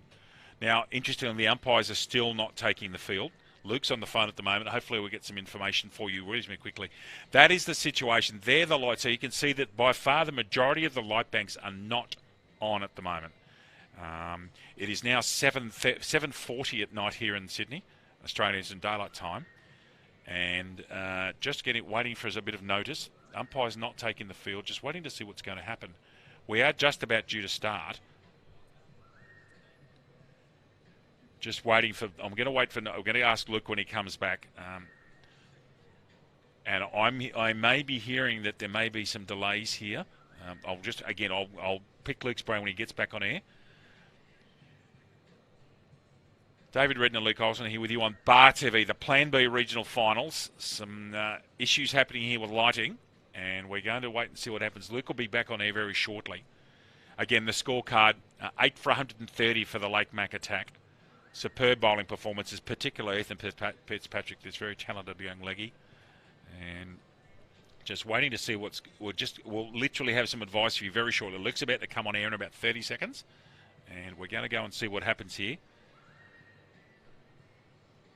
Luke about to join us, so stand by, ladies and gentlemen. I'm going to ask Luke a couple of questions as to what's going on, and you'll get some information straight from the horse's mouth. So Luke's putting his headphones on. He'll put his volume on very shortly. Luke, I know you've been involved with that match organisers. Can you tell us what's going on, please? Yeah, so at this stage, they're looking at obviously not as many light bulbs on the towers as normal. So the Trust at the moment are trying to increase the lights, and you can really tell now that there are definite major part of the ground is a lot darker than some others. So looking at either increasing the lux levels to that 75%, which is what we were after, but even that go further to 100%. So we might even just take a short break until play comes back on, and Dave's just going to finish up, and then we'll be back when we start playing. So just to clarify for everybody, for our listeners all around New South Wales, particularly in the Lake Macquarie and ACT regions, play is now delayed. Yep. We will not at this stage. Play won't recommence until the lighting is significantly improved. Is that the actual? Yeah, that's correct. Yeah, that's correct. Then that being the case, we will go off air for a while, guys. We'll hang around the commentary box and wait to see what happens. We'll actually stay here in the area and just keep in touch. But for the moment, we're going to have a delay. We're going to go off air. As soon as we get any news from here, from Moore Park, we'll get back to you shortly. So David Reed and Luke Olsen signing off for the moment. We're back with you shortly as soon as we get some results here at the Sydney Cricket Ground. See you soon.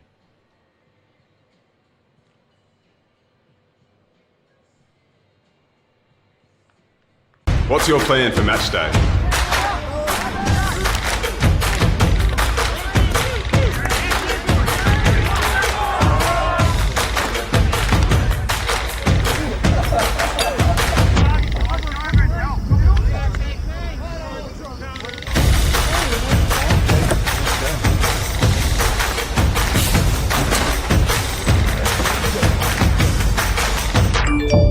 What's your plan B? If you're drinking, don't drive.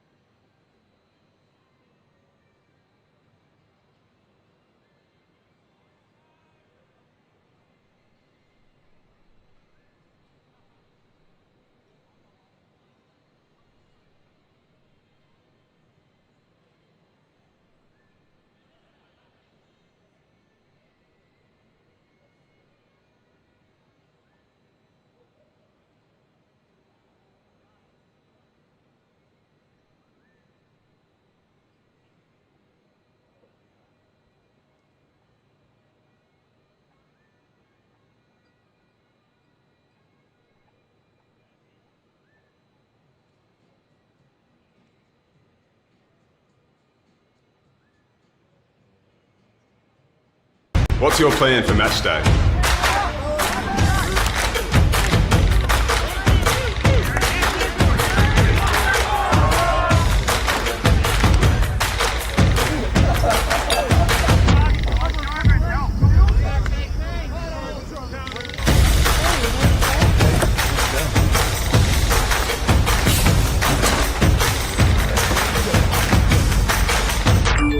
What's your plan B? If you're drinking, don't drive.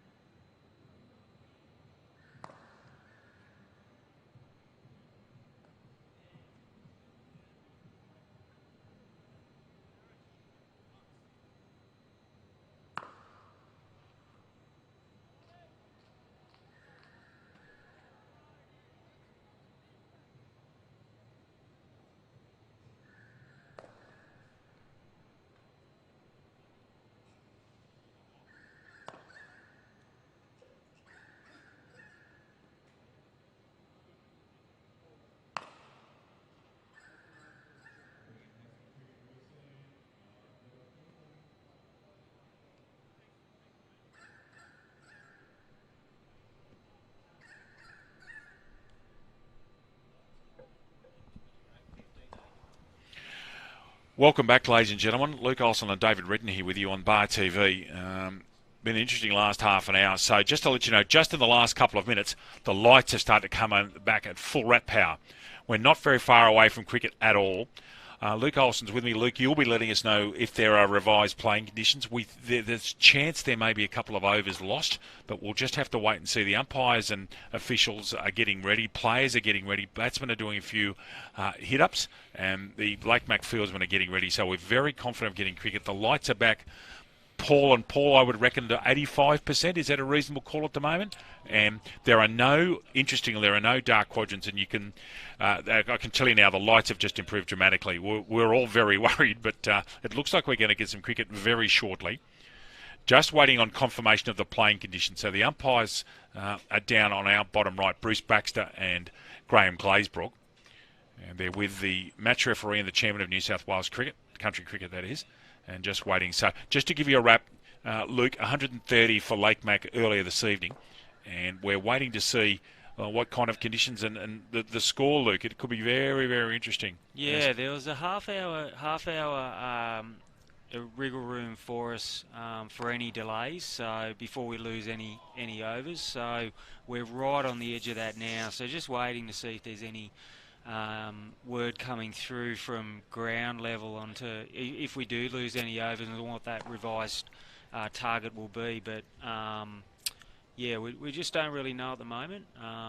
Like I said, we're right on that edge of that half hour leeway that we did have. So yep. we're hopefully looking at a full 20 over second innings, chasing 131 for the win. So irrespective of what the revised or actual target is, it's going to be a great chase. Going to be a really interesting second 20 overs or second innings of this game. And ACT have got a good list of batsmen. Obviously, with Blake Dean at the top of the order, he batted really well in that first game this afternoon. If he gets a roll on, could be over pretty quickly. But the Lake Mac attack did bowl well against Newcastle Blasters, so they've got the bowling attack definitely to win this game. And if they play smart and play to their plans, I think it's going to be a really interesting chase. Umpires' hats are on, so play is not far away at all. Just going through final warm-ups.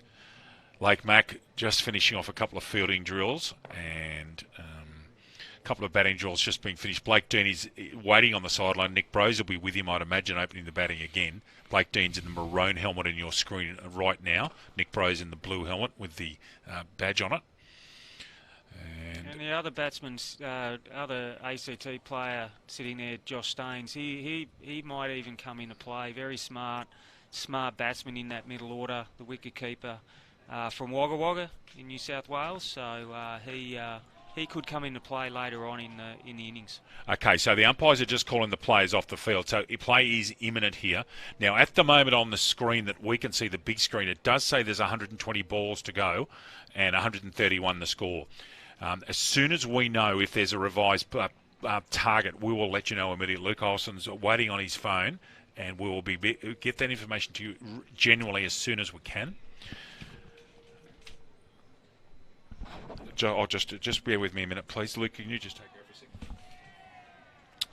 Yeah, so looking like... Just got the information from behind me. There is no time lost, so we've got a full game of cricket. So that's remarkable. So great to see that happening. So that we've got a 20 over game happening, so we get to have a full game of cricket. Luke, that's Which great. is great news. Great news. We were a little bit worried there. Obviously, the concerns around the lighting and you want to get a full game of cricket in. So so that's great result. And just waiting for the umpires to step over the rope, and we'll be into it. They're actually waiting for the Lake Macquarie guys to get off the field doing their drills. So they've had half hour to warm up. Surely they'll be ready by now. Ball looks like it's gone away across the field here. Stephen Mace, former New South Wales country cricketer, get ducking across the pitch to hit the cricket ball, and we'll be playing very shortly. Great news. Well done, everybody, getting us 20 overs, to be quite frank with you. There was some that were very dubious at one stage as to what was going to happen. But now these players will get to play a proper game of cricket, albeit a little bit later. They've all had a decent rest, to be fair. And going to be a late night driving home to Newcastle and Canberra for those that are going home tonight. It will.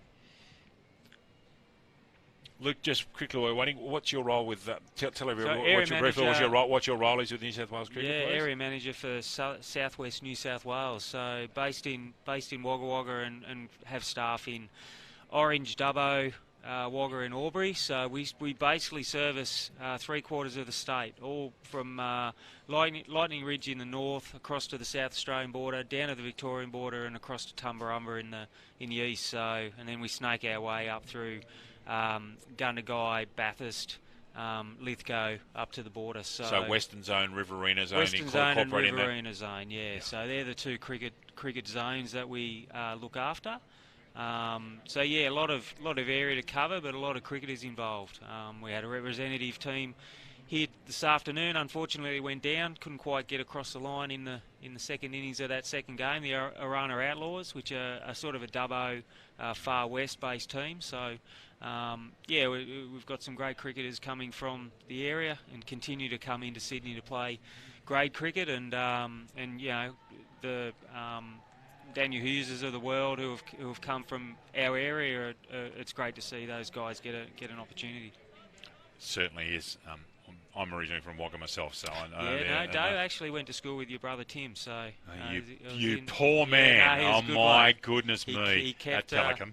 He kept it entertaining. That's for sure, Timmy. He's a smart lad, very is. smart lad, based in Perth now. Oh, very good. Yeah, very based good. in Perth. He's been living there for many years. He's Yes. teacher he's an English coordinator at Catholic High School in Perth. Excellent, very good. Yes, long time ago that was.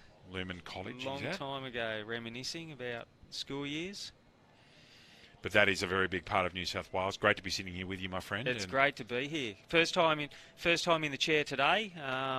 We've had some great commentary over the first two games, and it's great to see that, you know, we've got a broad range of experience with our cricket managers and participation officers from the Cricket New South Wales Community Cricket Department. So it's a great day for us. It's a great day to promote regional country cricket as well, because it's a great opportunity for those guys. I didn't think we'd be saying this half an hour ago. Play is now absolutely imminent. So Nick Brose is taking strike. He's the left-hander. Daniel Bailey has the new rock. Player of the final last year. Took a Michelle in the final. And I'm expecting here that Brose and Dean will go hard early. That's normally their way. And ACT did such a good job on putting the clamps on the late Mac attack. So bizarrely, the total's almost identical. Go back 12 months and it's almost the same score. So big game coming here. The lights are excellent now. There were no problems with them at all. Daniel Bailey is going to bowl with a new ball to Brose. So Brose has got a very square third man, almost a deep backward point. No, he's going finer now. A deep backward square sitting about 25 metres off the ring. Slip. And the rest of the field's been in the ring. Just about ready to rock and roll. Luke Olsen and David Redden here with you on Bar TV. The Plan B regional final second innings. ACT need 131 to win. A rock and roll. Here we go. Daniel Bailey, the first ball of the innings. Brose driving. And straight to Daniel Chillingworth at cover. No run. Yeah, looking at the field settings here, they'll want to be off pace with their bowling here. They want to be bowling a little bit like what the ACT did, short bowl into the pitch, take that pace off, varying pace. Yeah, Bailey does that very well. He does have a couple of different slow balls and variations. Bailey beats the outside edge, and they're after a caught behind decision not given by umpire Glazebrook. Have a look at this on replay. I didn't think he hit it, to be quite honest. No, it's just too good. Just moved away. Graham isn't going to be fooled by that sort of carry on from the keeper and first slip there. Very, very good umpire from the country New South Wales. So he's actually the best umpire in Australian country. Yeah, definitely. He's the best umpire of the lot. And for a long time too. Yeah, based out of Portland, out there in coal mining country. Yep. That's another Jaffa. He's a ripping ball. Oh, he's given this one. Well, that's interesting. Brose doesn't think he's hit it. That's Daniel Bailey striking again. And this is what he's been doing for Belmont and also for Newcastle's own side and for Lake Mac, striking early. Nick Bro's gone in the third ball of the innings. Here we go on replay. It's hard to tell from it, to be quite honest. Now that sounds diplomatic. I have no idea. They were confident behind the pitch, behind the wicket. Daniel Arms is not sure if that's going to be given out a backward point, and it was actually given out. That is really interesting, the differing reactions. Bros does not think he's hit that ball at all.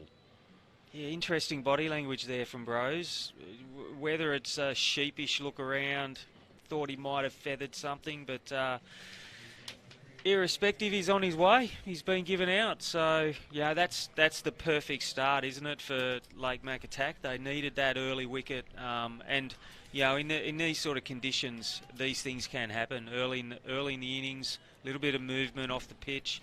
You know, he's bowled that perfectly and got the wicket. So this makes it really, really interesting. Tyler Van Leeuwen, who played an absolutely superb innings for ACT Southern Districts in Goulburn in late November to get the ACT Southern Districts having an amazing run chase. He's been put up the order by ACT this year, developing into an all-round cricketer. Gets the ball at hip length. So Bailey really hasn't bowled anything full yet. No. And this is one of the things that was noticeable, Luke, in the ACT innings, how many balls they bowled into the pitch, back of a length, even short. Yep. Bowl to your plans, bowl to your field. Let the ball do its work off the pitch, and you're going to get results. So, yeah, I think this is a really important part of this early stage of these first 10 overs, is to really put the pressure on in the power play. Bailey bowling to Tyler Van Leeuwen, batting outside his crease now. Slow one, that's gone for 4. That's 5 wides, and that's his big momentum killer. So I actually thought he got a touch on that, but he hasn't. It's right hand outswing. We'll see a replay in a minute. It swung away late, and Marcus Hainsworth, watch this one swing.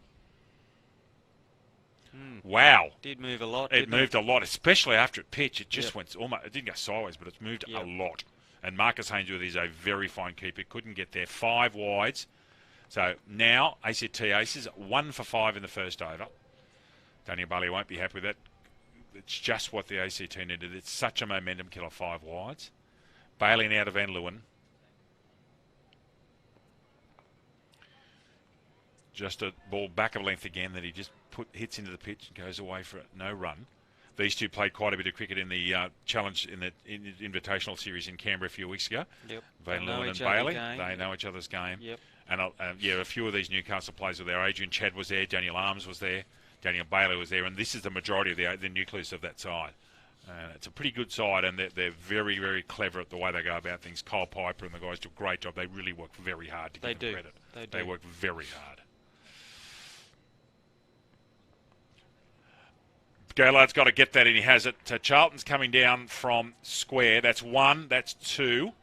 And coming for 3 now is Blake Dean. Bailey again straying to leg stump. This time Van Leeuwen's good enough to take toll. So 8 runs off the first over, but importantly a wicket. 1 for 8 for ACT. Well over the run rate. I think the Lake Mac attack could take some confidence out of that over. Bit of movement. Bowled well. Bowled to their field. You know, outside of the 5 wides, that was a pretty good over. So well worked. Take some confidence out of that, because I think that's going to give a little bit of an indication how these first 5 overs are going to play. Before some of that shine comes off the ball. Brendan Charlton to take the ball from the bowling from the Paddington end. Plays for the Toronto Workers Cricket Club. He's also played cricket for the Northern Power Cricket Club in the Central Coast in his time. Real X Factor, won a grand final with Toronto in his first season there, batted very late and in fact the number 11 batsman was a colleague of yours. Timothy Dennis Cox was sitting in the shed, and he can actually bat. Brendan Charlton superb, and he can play the game, and he's bowling out of Tyler Van Leeuwen. Short ball up in the air, should be out, and that is another wicket. Big wicket that is. Rory Madison taking the catch wide of mid-on. And again, Luke Olsen bowling into the pitch. This is a fascinating trend today. Blake Dean's going to take strike. Van Leeuwen out early. And, Luke, talk us through. Here we go. Short. That's half tracker. Yeah, high on the bat. Just wasn't in the right position to play that shot. Could have skidded on a little bit as well and got on him a bit quicker. Might be a little bit of... his toe ended it. Toe ended it. There you go. So, bit early on it. So, yeah, interesting decision there to play that shot, but just misjudged it completely. And this is the perfect start for Blake McAtack, isn't it? Absolutely. We couldn't have scripted a better start. Daniel Leadham going out to bat now with Blake Dean. Daniel Leadham hasn't faced a ball yet, Blake Dean. No, he hasn't. And let me tell you, Daniel Leadham is capable of a lot of things. He's one of the most innovative batsmen in the state. He's played futures cricket. Yep. And I first saw him when he was a very young man, nearly take a state championship off Newcastle for what was then Southern Districts. Yep. Or Southern Zone, actually. And can play the game. Very innovative, very unorthodox. Not a big man, and you can't bowl short to him because he's lethal. Blake Dean now to face his first ball, and this is the guy that the ACT Aces will want to get away again. A brilliant 74 earlier on this afternoon in the Aces' comprehensive victory over Arana. Should be a wide. Must have gone right over the stump. Right over the leg stump. I think that was a pretty good call there. Fair enough. Did take a couple of steps across his stumps. And yeah, nearly middle and leg. Good call, Luke. So that was a good call there from the umpire.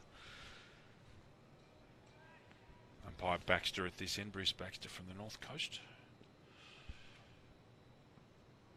That's a wide.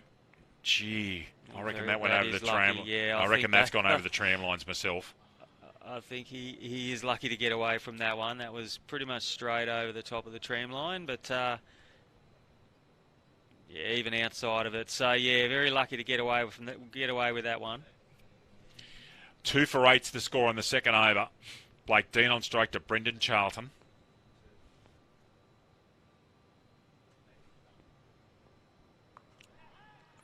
Straight down to third man. Jack Hardigan down there doing the mopping up at third man. Single to Dean off the mark. Brings Daniel Leadham on strike. Daniel Leadham, who plays his cricket for the Australian National University. And Blake Dean playing for Western District these days. And that's what early wickets does, isn't it? It puts pressure on, and you might play some flashy shots that, you know, in a normal situation you might not play the same way. You know, that wicket of Van Leeuwen earlier rushed a little bit, so Leadham, as is his way, gets a short ball and lovely late cut down to Hardigan again at third man. Another single. If these two can settle, then they really need to consolidate over the next five or so overs, just to get, you know, some runs on the board. 6 or 7 and over would be their target at the moment, just to consolidate the loss of those 2 wickets and get a bit of a total on the board. That's a jaffa from Charlton coming in, either an in-swing or maybe even an off-cutter. That was an absolute jaffa. That's the end of the second over, a wicket and 2. Terrific start from Charlton. 2 for 10. This is an absolute beauty. Cuts him in half. That is a very fine delivery. Great ball. Bowled into the pitch. Let the ball do the work.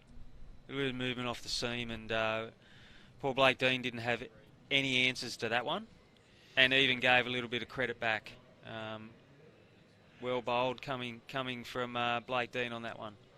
So Daniel Bailey at the round weekender bowler, Daniel Leadham. Leadham, who's 1 off 1. Bowled a good first over here, so you know he's obviously been rewarded with this second over.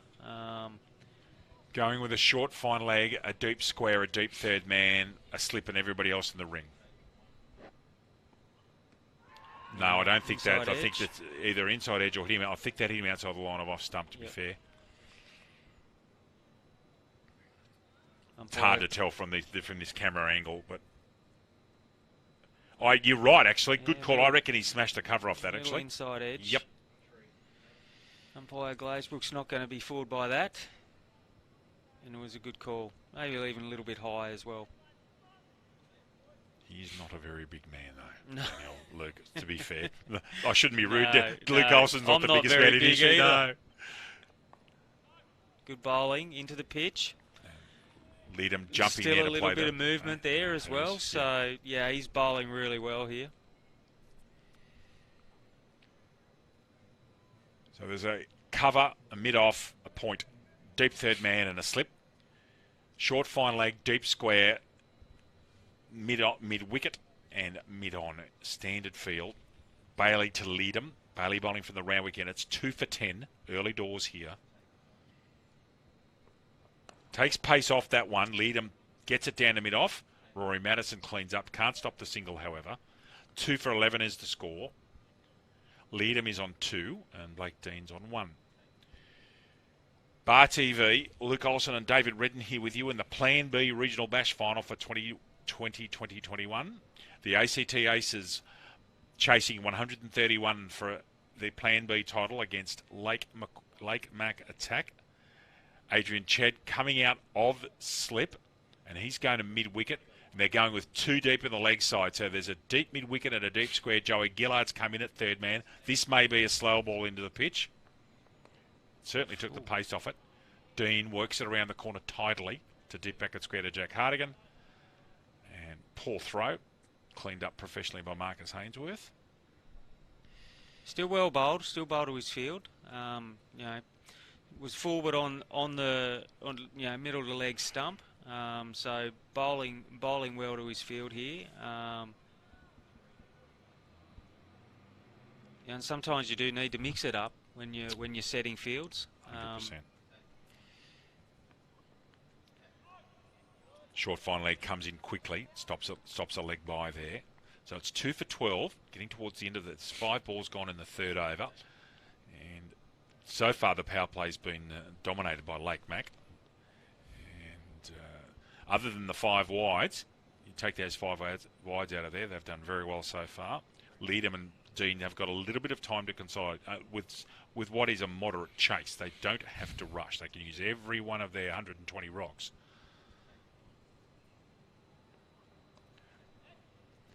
Leadham getting that ball again efficiently to backward point. Daniel Arms, who is a specialist left-hand position in that backward point position, can't stop the single. That's over. It's 2 for 13 after 3 overs, halfway through the power play. And they need 118 off 102. And a few people here watching the game on what is a coolish Sydney evening. The breeze is coming top left to bottom right of screen. It's a sou'easter here in Sydney. About 5 or 10 knots, I reckon. Nothing outrageous. But it's that ball that Brendan Charlton bowled to Blake Dean that came back in. That's where that breeze is going. Yep. It's coming in to help Charlton's innie. Charlton bowling to Dan Leadham. Coming back in again. He's got a short third man and he's also got a wide third man as well here, Charlton. He's got a deep square in off the fence because the fence is huge, and the rest of the players are in the ring.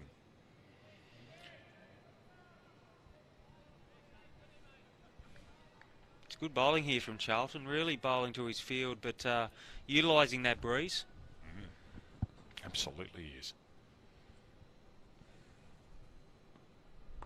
Hitting stickers again, and just gets a single to point. ACT taking no risk because, quite frankly, Luke, at the moment they don't have to. They need to stop a clump of wickets. Not at all. They're not chasing 190. They can afford to push the ball around a bit. Yep. And sometimes you can fall into that trap when you're chasing a smaller total that you feel as though you want to get it done quickly. And right. they've got overs to play with here. They just push the ball around, get some 1s and 2s. Maybe get a boundary here and there, and the total comes down really quickly. So that's right. Lake Mac sitting at the back of the ring, easy single from Dean, just pushing it to straightish mid wicket. And you get to spend overs batting under lights at the SCG. So for a country player, what would be better than that? I don't think there'd be many more things better than that. So great opportunity here for both players. That's close, or is it missing leg?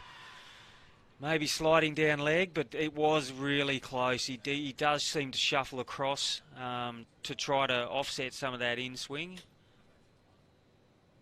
That's a good decision. That's a good decision. That's a good decision. Might have even pitched outside leg. It had moved so far. It was close, but pretty comfortable decision for the umpire there in the long run. Dean back on strike after the leg bye. 2 for 16.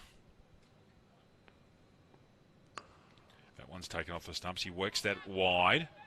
That's good Isaac batting, Wallace. Good batting. They've settled a little bit here. No wickets for a couple of overs now. Dean on 4, Leadham on 4. The score is 17 for 2. 3.5 overs gone. Last ball of Charlton's second over. And I think that Bailey might come off at that top end and they'll replace him. We'll have a look. That's a wide. That's the one that Brendan Charlton's one loose ball this over. He's actually very lucky that Leadham didn't get any bat on that because it would have been an easy boundary down to that particular long leg boundary.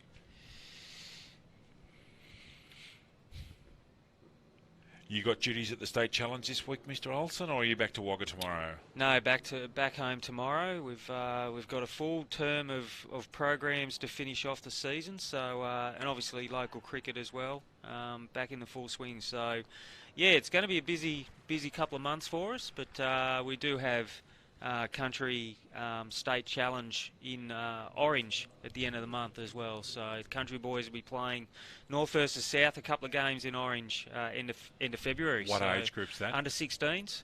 So really selection trial for the under 16s ACT New South Wales country team. So Orange at the end of February. Get your vests out. I'm telling you. Yeah, it'll be nice and chilly at warm-ups at 9 o'clock in the morning in Orange in late February, my friend. It will be. And we have had a really mild winter as well, mild summer as well. So, not many days over 40 like the old Wagga that you would have grown up in. So we've had a really good summer. That might be a wide. No, Australia, there's some. Just the last ball that put us over. Brendan Charlton gave Daniel Leadham some width and he flayed a ball away to the point fence, that short boundary. So Leadham's now on 8, Dean on 4. It's 2 for 22. Richie Benno is the score. 4.1 overs gone. Lake Mac still going along nicely here, but the ACT have stopped the rot for a while here. Blake Dean's been extremely circumspect, and at some stage he will start having a crack. Bailey for his third. Down the wicket, comes at him, gets him on the body. He must have heard you, Dave. Bit hard not to. I'm told I'm not silent. I don't think my nickname's Silent, Luke. A couple of steps down the wicket there, so he's showing a little bit of intent there, but he doesn't need to. He just needs to do. They just need to do what they're doing. They've got a boundary in the last over. They just need to get some continuity with this partnership. Bat out a few overs, 6 to 7 and over, and they'll cruise to this target. So just need to bat smart. Bailey from the Randwick end. That's an absolute jaffer. That is a beauty. We've got a perfect view of that here, and I reckon he's bowled that as a bit of shape, and I think this is an outie rather than a leg cutter. Yep. It really hooped towards the end. He's getting movement late, which is interesting. Yeah, he did. Yeah, if we get another look at that is, I'm sure that ball's moved. Blake Dean's followed it across and couldn't get near it. 2 for 22 the score. Luke Olsen and David Redden here with you on a Bar TV, the Plan B Regional Bash Final from the Sydney Cricket Ground. Mecca for a New South Welshman, I'm telling you. Especially a New South Wales cricket person. It is Mecca. Dean goes hard. Wool shouldn't be caught. He's got enough of that. Jed Dixon chasing. That'll be a double to Dean.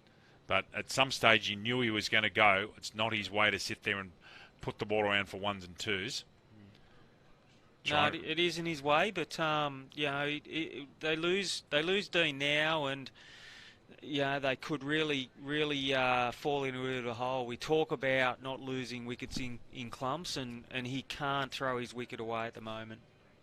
2 for 24 the score. 2 balls left in this, the 5th over. Goes straight, goes hard. That's 4. It's a lot better, a lot more intent. And he's hit it purely. He's hit it straight rather than that. The last ball, you could see the ball turn in his hands. The previous ball, that one he got the right length, popped it over him, and here you go. Watch the length. The length is the key here. Slower ball, picks it. It hit through the line too. So tried to more flick the last ball and got a leading edge. But this one was hitting through the line. The field's still up, so opportunity was there. Gets a shorter one. Smart batting. Yep, good cricket. Just puts that down for a single, and they finish 2-4-1 off the last 3 balls. So 7 off that over, right on target. 2 for 29 off 5. Bailey's now bowled through. There's 1 over left in the power play. Luke, if you'd have told Lake Mac that had them 2 for 29 after 5, they would definitely have taken that. Yeah, take that every day of the week. It's a good start for them. It's a solid start. Still, I think in ACT's advantage at the moment. But they build a good foundation. Late Mac attack. They can build on this, put some more pressure on and bowler their fields. So one more over before the end of the power play, and then they can spread their field a little bit. Charlton again at the Paddington end. Comes down the pitch. Gets an off drive down or cover drive, but it's not through the field. Skipper Chad picks that one up. So Dean's starting to go now. The run rate at the moment is 6.9, so they really probably need a boundary every 2 overs. They don't even need a boundary and over at the moment. I think they'd be looking for a boundary and over, and generally in this sort of cricket, you're looking at getting 1 or 2 bad balls and over. Goes wide. And just bunts that down to deep square. I'd like Just to a see single. the replay. He's very close to stepping on his I wicket think then. one thing he went. I'd love to see the square leg shot of that, because I reckon he's ended up very close with his back foot, Luke. I think he tensed up a little bit after he's hit that, thinking that he might have been a little bit close. But here it is now. Just have a look at his back foot, ladies and gents, or is it his front foot? It's his back. Front foot comes around. Very close. Very nervous there. Charlton Good bowling. Charlton beats Leadham with the one going. Now he's Outswing bowled there. that one against the breeze, Yep. which is really quite talented. Yep. And with these pink balls, if you speak to all the players, the time to the ball move is early. At a certain stage, it just stops moving. Won't move at all. Yeah. Yep. That's when you need to change up. Cross seam, bowl into the wicket, let the seam do its work. But while it's moving, why not utilise that swing? Absolutely. Charlton to Leadham. That's a wide. Score is 2 for 31. ACT have consolidated quite nicely since their last wicket, with that of Tyler Van Leeuwen. So Daniel Leadham is on 8, Blake Dean 12. Charlton's got to get the radar in gear here. He can't give away free ones. That ball just squares him up a touch, just gets it down to point, and a single. Isaac Wallace cleaning up there, doing the cleaning up duties. 2 for 32 is the score. Still getting a little bit of shape on that ball, so not sure how many overs Charlton's bowled. This is his third. This is the third, sixth. so Charlton and Bailey have bowled the entire power play together. You'd think they'd hold them off for an over each and make a change after this over. Dean working that off his pads. Quick single to short fine leg. And he's put the cue in the rack certainly this over, and not trying to go over the top. 2 for 33. And this will be, if it's a legal delivery, the last ball of the power play. ACT going along okay. 98 needed off 85. And that's, in the modern parlance, that's actually quite comfortable, especially with wickets sitting over here in the dugout. Touch under 7 and over. That's dropped down from a couple of overs ago, so they're slowly eating into that deficit. Leadham gets a short one, and as is his way, gets it down to third man for a tidy single. That's the over. That's 2 for 34. Charlton with 6 off that over, and Charlton's got the figures of 1 for 16. And now I'm expecting now the power play's done, I would expect that 1 or 2 of the slow bowlers will start to come in, or there's a change bowler coming in. He's got a whole fistful of options to bowl these overs. He's got Josh Westwood, who bowls offies. He's got Joe Hart, who bowls leggies. Rory Madison may be coming on. In fact, he is, the male model himself from the round weekend.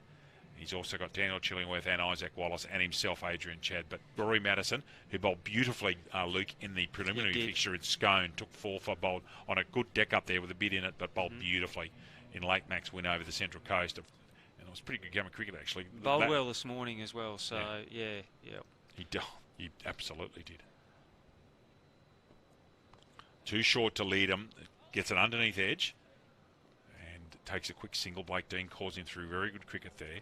Quite an impressive mop of hair as well there. It's from the follically challenged like yourself and myself. So it's a nice little man bun going on there. Luke, we're new in our commentary relationship. No hair jokes. Thank you very much. Don't worry, I'm not that well endowed on the top of the head either. So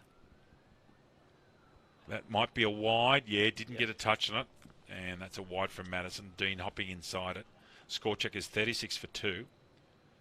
Yeah, I'm surprised they didn't slow it up a little bit with maybe bringing on some spin, but maybe from the they'll come on from the Paddington end and with the breeze. So, but also hitting to the large and hitting boundary. to the large boundary or two right-handed. So yeah, good point. Dean gets a short one and just works it down to third man quite comfortably. Joey Gillard does the cleaning up. Joey Gillard, just picked up that ball. He's a very talented cricket in the pathways. He's also a talented football. BOG in the grand final for Warners Bay against Newcastle City in the 17s this year. Warners Bay Bulldog, and they upset City in the grand final. BOG, Joey was. Little very short good. bloke, gets the football, works hard. Great athlete. In and under player, I presume? Yes. Yep. That is Bowling. a Great beauty bowling. from Madison. I'm wondering if he's actually got that on the handle of the bat, the end of the handle, because it pop went up, a didn't it? long way and it couldn't have been glove. No. That came in a long way, and he's bowled that against the breeze as well. I'd love to see where this hit the bat. Yep. It did! Yep, Right good on the end of the call. handle. Right on the end. Wow, that's amazing. And Madison, Liam did not know where that went. not a clue. Oh, That's close. Oh, that Hit is him out, very must have hit him close. outside the line of off stump. Yeah, That's that's the only that was coming. It was tailing in. It was. I'd love to see the point of contact here. Maybe a bit Here we high. go. Well, that's not Ooh, full. Goodness no. me. You know what? That's actually moved a bit. He It may have has. been thinking that that's missing leg. That actually moved a bit late. Did you see It that did. late movement? Yeah, it did. And Wasn't, it didn't hit him wasn't high going either. over. It wasn't going over. No. And he's not happy, shaking his head. Got to get on with the next ball, haven't Yeah. they? That's what you got to worry about. 6 inches in front of your face. Dean goes wide. Oh, that's Great brilliantly kept by Marcus Haynes with a save 4. They're the hardest ones to get. You're going one way and you've got to go the other. So that was a great stop there. Hainsworth thought that was over, but he's forgotten there was a wide earlier on. That's a brilliant bit of care. That is save 4. That has definitely saved Inside 4. edge, I think. Here we go. Inside edge. No, Not I sure think if he he's just did. completely missed it, but there was a lot of tail at the end of that, and that was a great effort there by the keeper. Good dive and good footwork from Marcus Hainsworth. That's a wide. Madison just getting his innings wrong He's here. a bit frustrated, I think, from that decision earlier on. He's got to get his head back in the game here because it has been a pretty good over considering. Before that last ball, there's only 4 off it. So when you're defending a smaller total, they're ideal overs to have. Dean comes down the wicket, but only succeeds in hitting it to Bailey, and that is a poor misfield, and he gets away with it. So that's 5 off Madison's first over. That is a good over. Yep. That is a really good over. Run rate back over 7 now. The score is 39 for 2 after 7. Now, is Brendan Charlton going to bowl out here? I think he is. Looks like it. Yep. Interesting call. Very. But he's done a good job. He has. And maybe the thinking with Charlton is that he might go for a few at death. And in fact, in Scone, when he was bowling late, he went for a few. So that'd probably... Yep. Adrian Chad's a real good cricket brain. Yep. And he'd put that in the mirror and think, you know what, we're better off having him with them not going hard at him.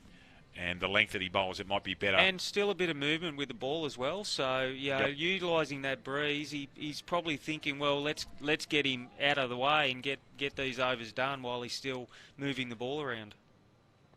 It's a wide.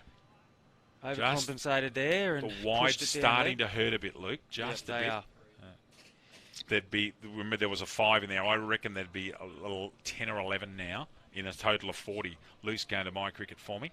I've got the phone put away after getting a call on air last time, which the Cardinals sin of I didn't have the commentating. phone on silent, and I was not good, not impressed. So I've done the right thing, learnt my lesson. Charlton to lead him. 10 wides. 10, there you go. It was close. Leadham gets that one down to Daniel Bailey, but he can't get a single Bailey quickly into the ball. 2 for 40's the score. 7.1 gone. We're out of the power play. There's only 3 men on the fence. They are at third man, sweeper cover, and at deep forward square.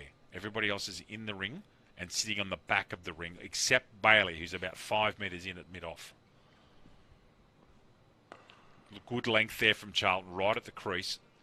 And it's carved away to point by Daniel Leadham. Jack Hartigan does the clean-up work and gets it back to Charlton. Gets Dean back on strike. And I'm just getting the feeling that Dean is ready, just about ready to launch. Yeah, he's got a bit of interest there, and his intent is starting to lift. So there's a 4th man going back on the fence now to deep cow. Let's see how Dean handles this. Might go straight. Doesn't. Goes to the back cut. Nice shot to Hartigan. Runs the first quickly. Sorry, it's Joey Hart down there at third man. Sorry, Joey. And that's a single. You're going back to those extras, 10 wides and 1 by, so quarter of the score is through extras at the moment. So makes a massive difference when you're only defending a smallish total. Really important to rein those in, because it could be the difference between winning and losing this game at the end of this innings. Another wide. And another one. Just can't get the radar right every ball. Starting to become a problem, isn't it? When you're defending 131, it is 130. Yeah, definitely. Definitely. It's a worry. Yep. 2 for 43 the score. 131 is the target, ladies and gentlemen. Luca Olsen and David Redden here on Bar TV, the Plan B regional final at the Sydney Cricket Ground. Under lights. What more could you want? No, he's been very efficient at that exact shot.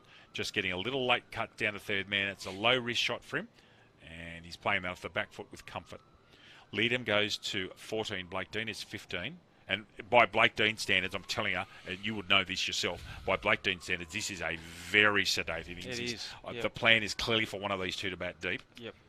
They've taken the impetus out of late Mac's early charge where they had them 2 for 8. And just another single. That was a much better line and length from Charlton to Dixon at point. Another single, 2 for 45. Now, apart from the wides that have been bowled, they have bowled fairly tight. So obviously those 2 wickets are going to always create that need to knuckle down a little bit and not play with that freedom. But the bowling has still been really, really effective. That's an outie. Changes the direction of the ball there, straight to Hartigan at deep point. And that's Brendan Charlton, finished at 1 for 22, and I'm sure they'll be pleased with his work at 22 runs off his 4 set of overs. Definitely. And the score is 46 for 2, so 86 now needed off 72. The run rate's just over 7. Imagine that Rory Madison will come on at the Randwick end, as you look at the screen, the right-hand end here at the SCG.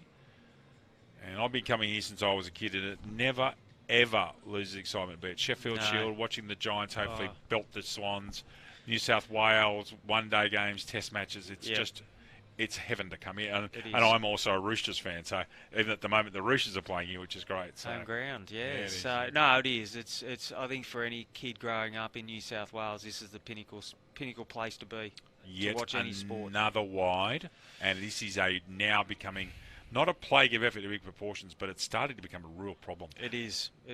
Yeah, extra run, extra ball, not defending much in the first place. It is becoming a real concern for the whole team, really. It just puts so much extra pressure on everyone. Much better from Madison, getting that one pitching outside off stump, getting Leadham cramped up on the back foot. And no run, 2 for 47.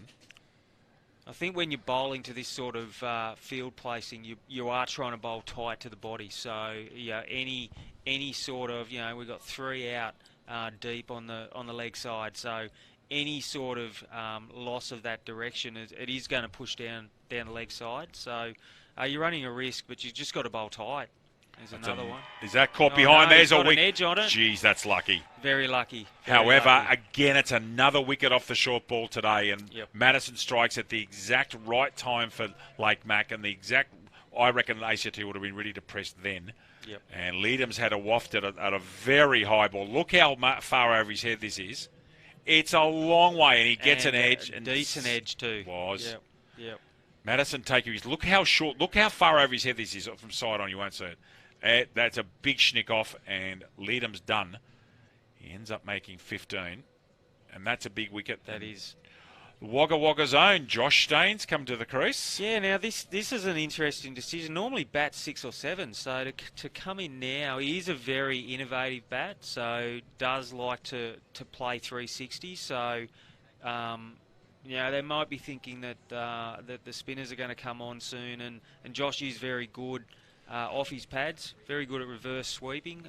He's a very good sweeper. He's a very good sweeper. He's obviously they've got a plan in place here for Josh just to push around ones and twos and let Blake Dean hit those big balls. But interesting decision this early in the innings. He only got eight overs down. So, but immensely talented kid.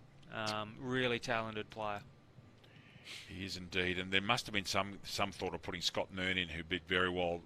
But Mearn's role really is as a finisher, and at the moment you probably don't need a finisher. You're not really there yet. Interestingly, one of the spinners that Lake Max has got is a leggy. It'd be interesting to see if Staines takes him on sweeping.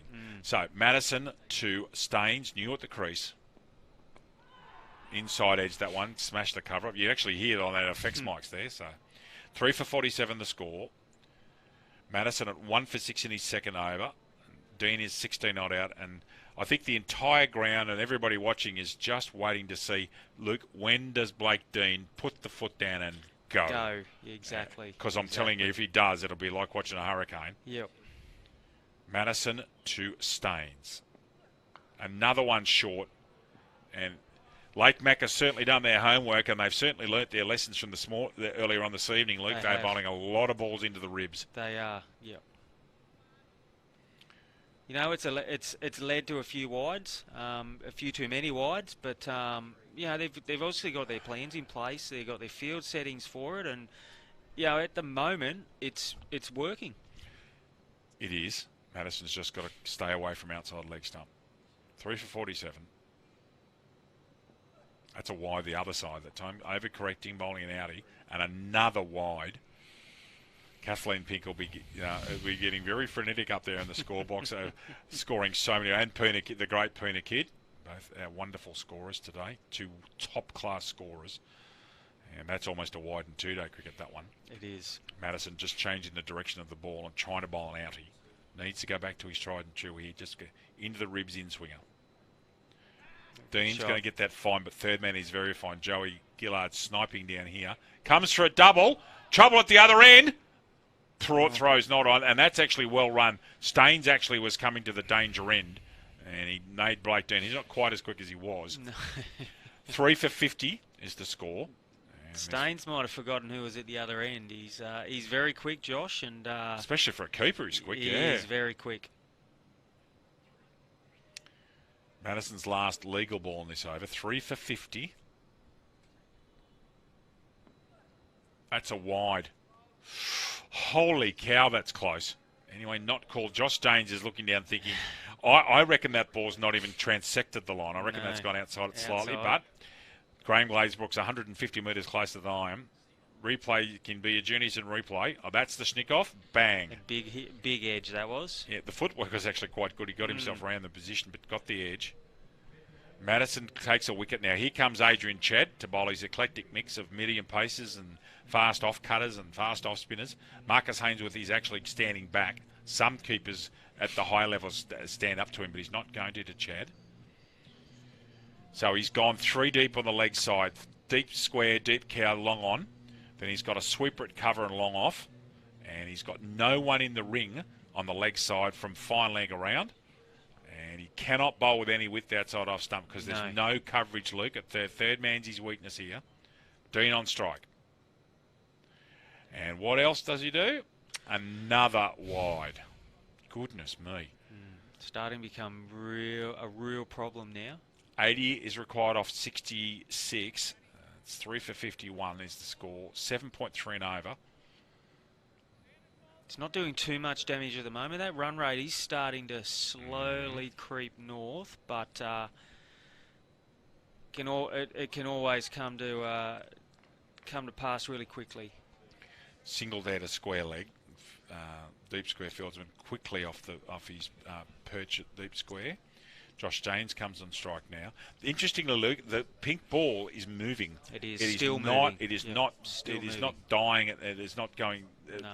It must still have some decent shine on it because it's still going. Again, perfect weather to bowl in swing is in from this end. There's a sou'easter blowing. Yep. It's from top left to bottom right, and anybody that can shape the ball back in.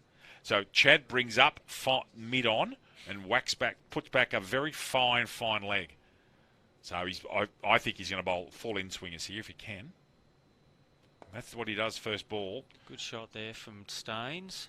Yep. And Don't be surprised if Luke Olsen sits here and talks up Josh Staines just quietly. They're from the same part of the world.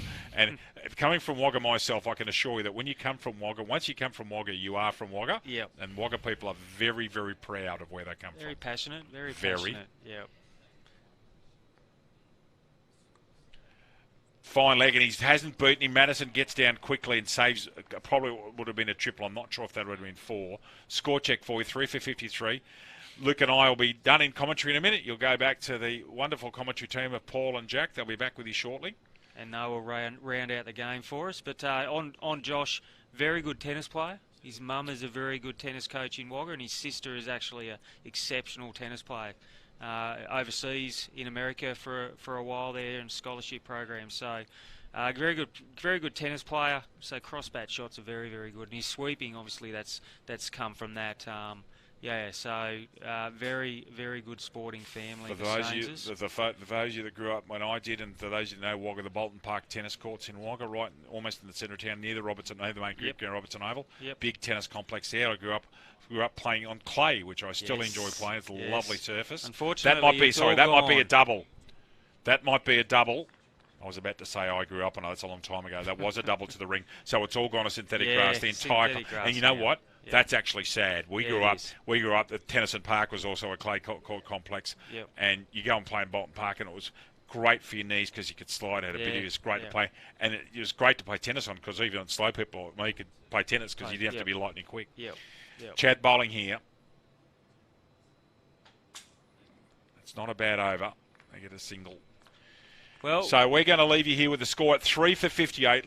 Jack and Paul will finish off. Luke, thank you very much for your company, sir. Great spending time with you, Dave. Go spend time with you. Excellent, good first 10 overs. Okay, out of here. We'll speak to you soon. Good luck, everyone.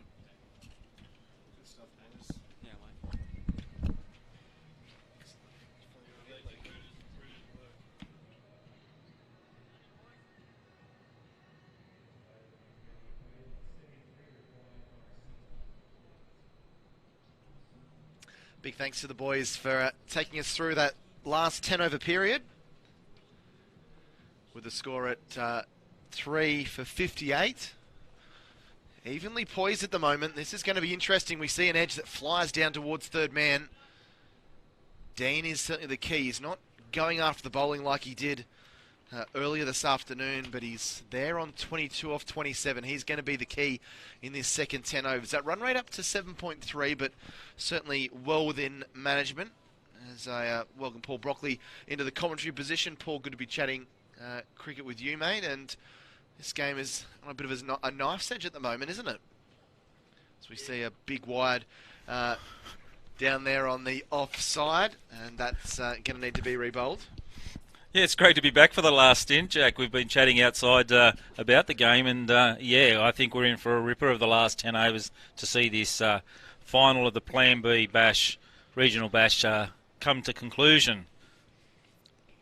So the Aces trying to finally win a Plan B Regional Bash in their third consecutive final. It's a shy at the stumps, and they scamper through for a single. Staines picks up 1, he moves to 5. 3 for 61 here in the 11th over. 70 required, 58 balls left. Yeah, this is Blake Dean. He's the key to the ACT Aces to bring this title home, and doing it comfortably at the moment, and just building really nicely for a late surge while they've got a few wickets in hand. It's been all happening at the Sydney Cricket Ground today. We're into our third match, but before that we had, as we see, a lovely just defensive push out there through the offside as they'll skim back for a couple. We had issues with the light towers here. We lost about 45 minutes. Thankfully, we didn't lose any overs. And we can see the players, and it's all happening. Can. It certainly is. There's the wide shot of the Sydney Cricket Ground. A big day for everyone involved, particularly these players out in the middle. This is their second match. The third match in total. As Madison comes in, this ball slapped down there to extra cover. No runs, but already 5 from this over. Keeping it manageable. There's differences at 12 between the runs to win and the balls. as long as that doesn't kind of creep up over 20, they'll be feeling pretty comfortable about their position. Yes, if they maintain it at 7s is what we've got here, 7 runs and over. I think that's, as Madison comes in, and that's a wide delivery, and called wide too.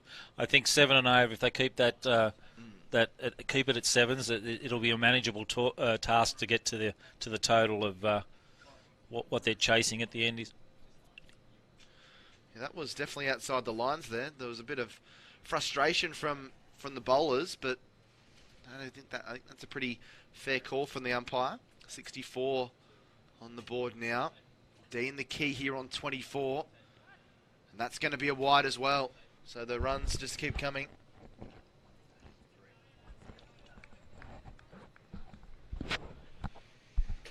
.56 now needed to win off. 56 balls remaining, pardon me. 66 to win. Dean here on 24 as it's just ticked past 9 o'clock local time here in Sydney. Only the die-hard fans still around at the members' pavilion. Could be a bit of a party tonight, and that one not quarter wide, but it still was well wide of Dean there outside the off stump. So that'd have to be close. Look at the replay here. Well, if that's not a wide, I don't know what is. That's lucky to be on the pitch. Pitched on the pitch, but didn't finish on it, that's for sure. The umpire maybe a little bit deterred by the fact he'd given 2 wides in a row. Maybe wanted to try and show Madison a little bit of leniency. He's forward here and punching out into the covers for a single. There's already been 3 wides in the over. This has been a very long over. 8 coming from it. 3 for 66. That run rate required down to 7.2. 11 overs gone. Dean 25.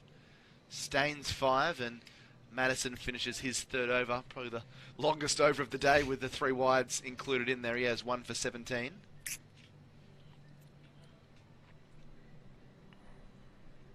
It's been a good day of cricket though, hasn't it, Paul? Lots of great cricket today. We saw the 2 preliminary games and then now into the final. Well, that's exactly right, Jack. And the 2 best sides who've played the best cricket today are in the final, showing here at the moment. And again, here we are into that the latter stages of the second innings, and the game is poised very evenly, and it can go either way. A wicket either way puts Lake Macatac in it. Chad comes in. This ball tucked onto the onside. It will just be the single. Oh, no, it won't. They come back for a second herring between the wickets, and that's great running. That's brilliant running by Blake Dean there. Sense the urgency, get 2, pick up a couple of 2s, and they'll well on top of the over. Dean moves along to 27. It's been a patient innings from him so far, but he's like clag glue holding this innings together as they move to 3 for 68. 63 from 53. Adrian Chad. Ball flicked off the pads there, but straight to the man at short fine leg. He's been hit there as well. That's 2. Taking it on the arm. We could have a bit of an injury here. Hope he's all right. It's the only thing that slowed him down today.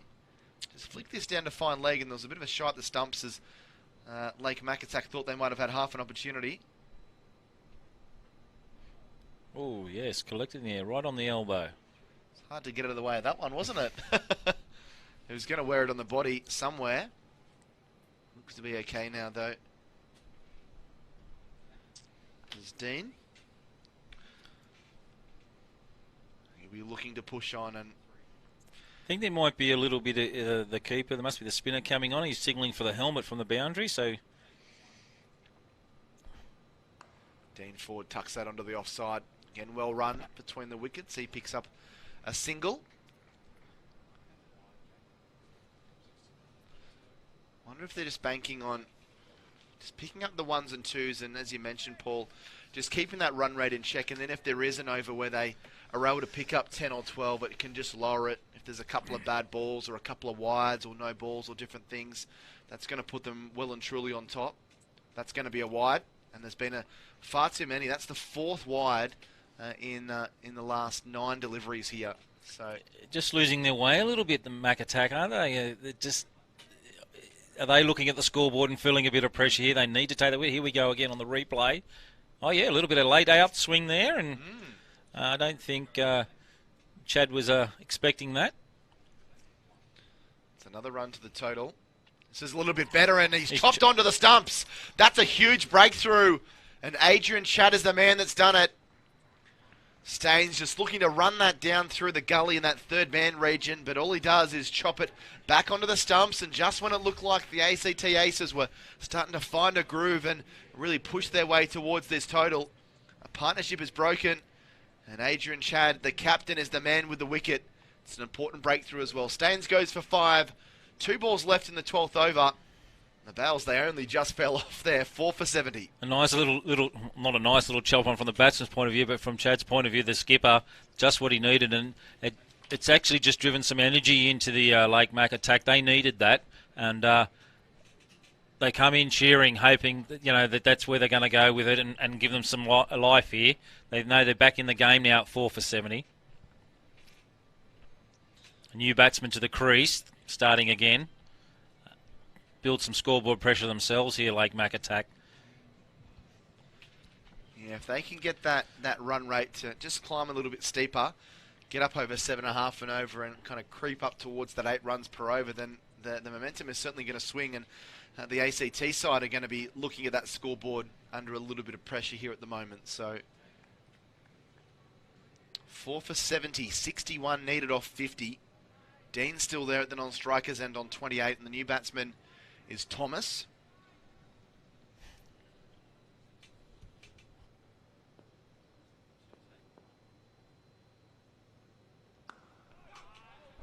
It's punched out on the offside, and won't be able to get off the mark straight away there. So 4 runs from this over and a wicket, so depending on how Chad finishes this over, this could be a very, very good over for the Lake Macquarie side. As you can see, Thomas just batting probably half a foot outside the popping crease there. He's forward and he drives well down the ground. He'll just pick up the single, but that will give him a bit of confidence, well timed, and he gets himself off the mark as well. So 5 runs and a wicket from a pretty eventful over. 12 gone, 4 for 71, Dean 28, Thomas 1. Here's that dismissal. You can see the Bales only just fell off. They kind of teased the batsman there. He's almost looking at it to say, what are you doing, boys? Only just brushed the stumps there, but did enough to see the Bales dislodged. And as Paul Brockley was mentioning before, helmet brought out to the wicketkeeper for the Lake Mac attack side, Marcus Hainsworth. So spin is going to be the option for Lake Mac. 130 they made earlier this evening. No one with a real big score, but it was Dixon 28 from 25, Chad 22 from 23, and Hainsworth at the top of the order 19 from 17. A lot of starts. There was all of the top 6 made into double figures and got them to 8 for 130, which looked a bit like a modest score, but I still think that's a tricky total to chase down in a final under lights, chasing. I think that pressure has been continued through this innings. 4 for 71 here for the ACT. We've got Isaac Wallace coming on to bowl leg spin, which is hence the keeper keeping up the stumps through the helmet. This will be an interesting situation here. If he doesn't get it right, this could be a momentum swing happening here. If he bowls well, Lake Mac attack could be all over him.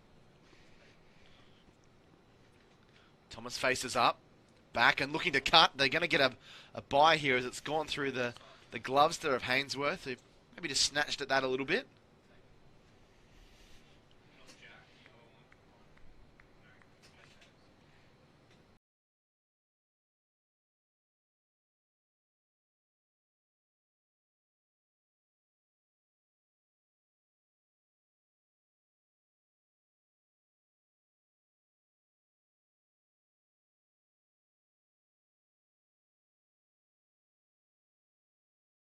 You would think that he's pretty well settled now, 28 from 36, but he's just waiting for that particular ball that he knows he can get away to the boundary. And he plays and misses as he tries to slog sweep across the line. I think that what's playing with him too, Jack, in the mind is the fact that he knows he's the man, and they're four wickets down at the moment. They can't afford to lose another one. Back and he cuts this one away. He gets it through the field initially, but we'll just have to settle for a single as the sweeper in the deep picks it up.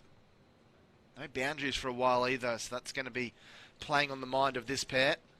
That really would just release the shackles. This required run rate now up to 7.9, Paul, so things starting to get a little bit tricky.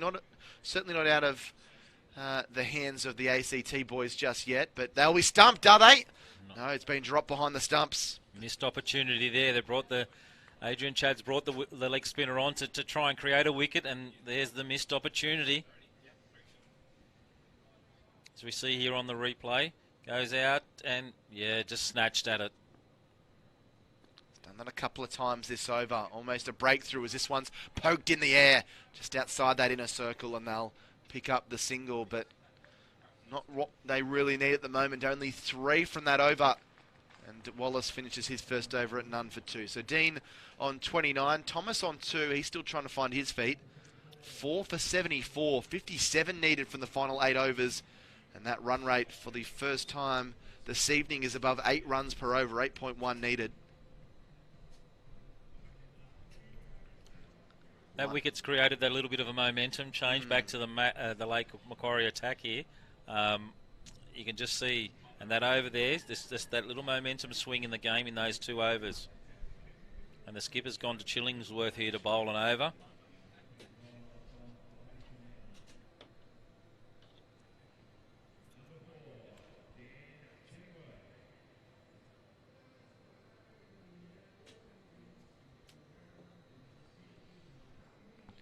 So Thomas will be the man on strike. Just looking to reset the field. They're bringing the fine leg up.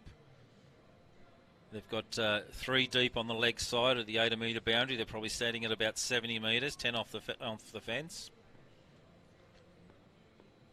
A deep cover and a deep mid off. Thomas waits and he cuts away, gets that into the outfield, but again, unable to beat that man in the sweeper so hard because he covers so much ground. And it will just be the single. But that does get the informed Dean on strike. He's on 29.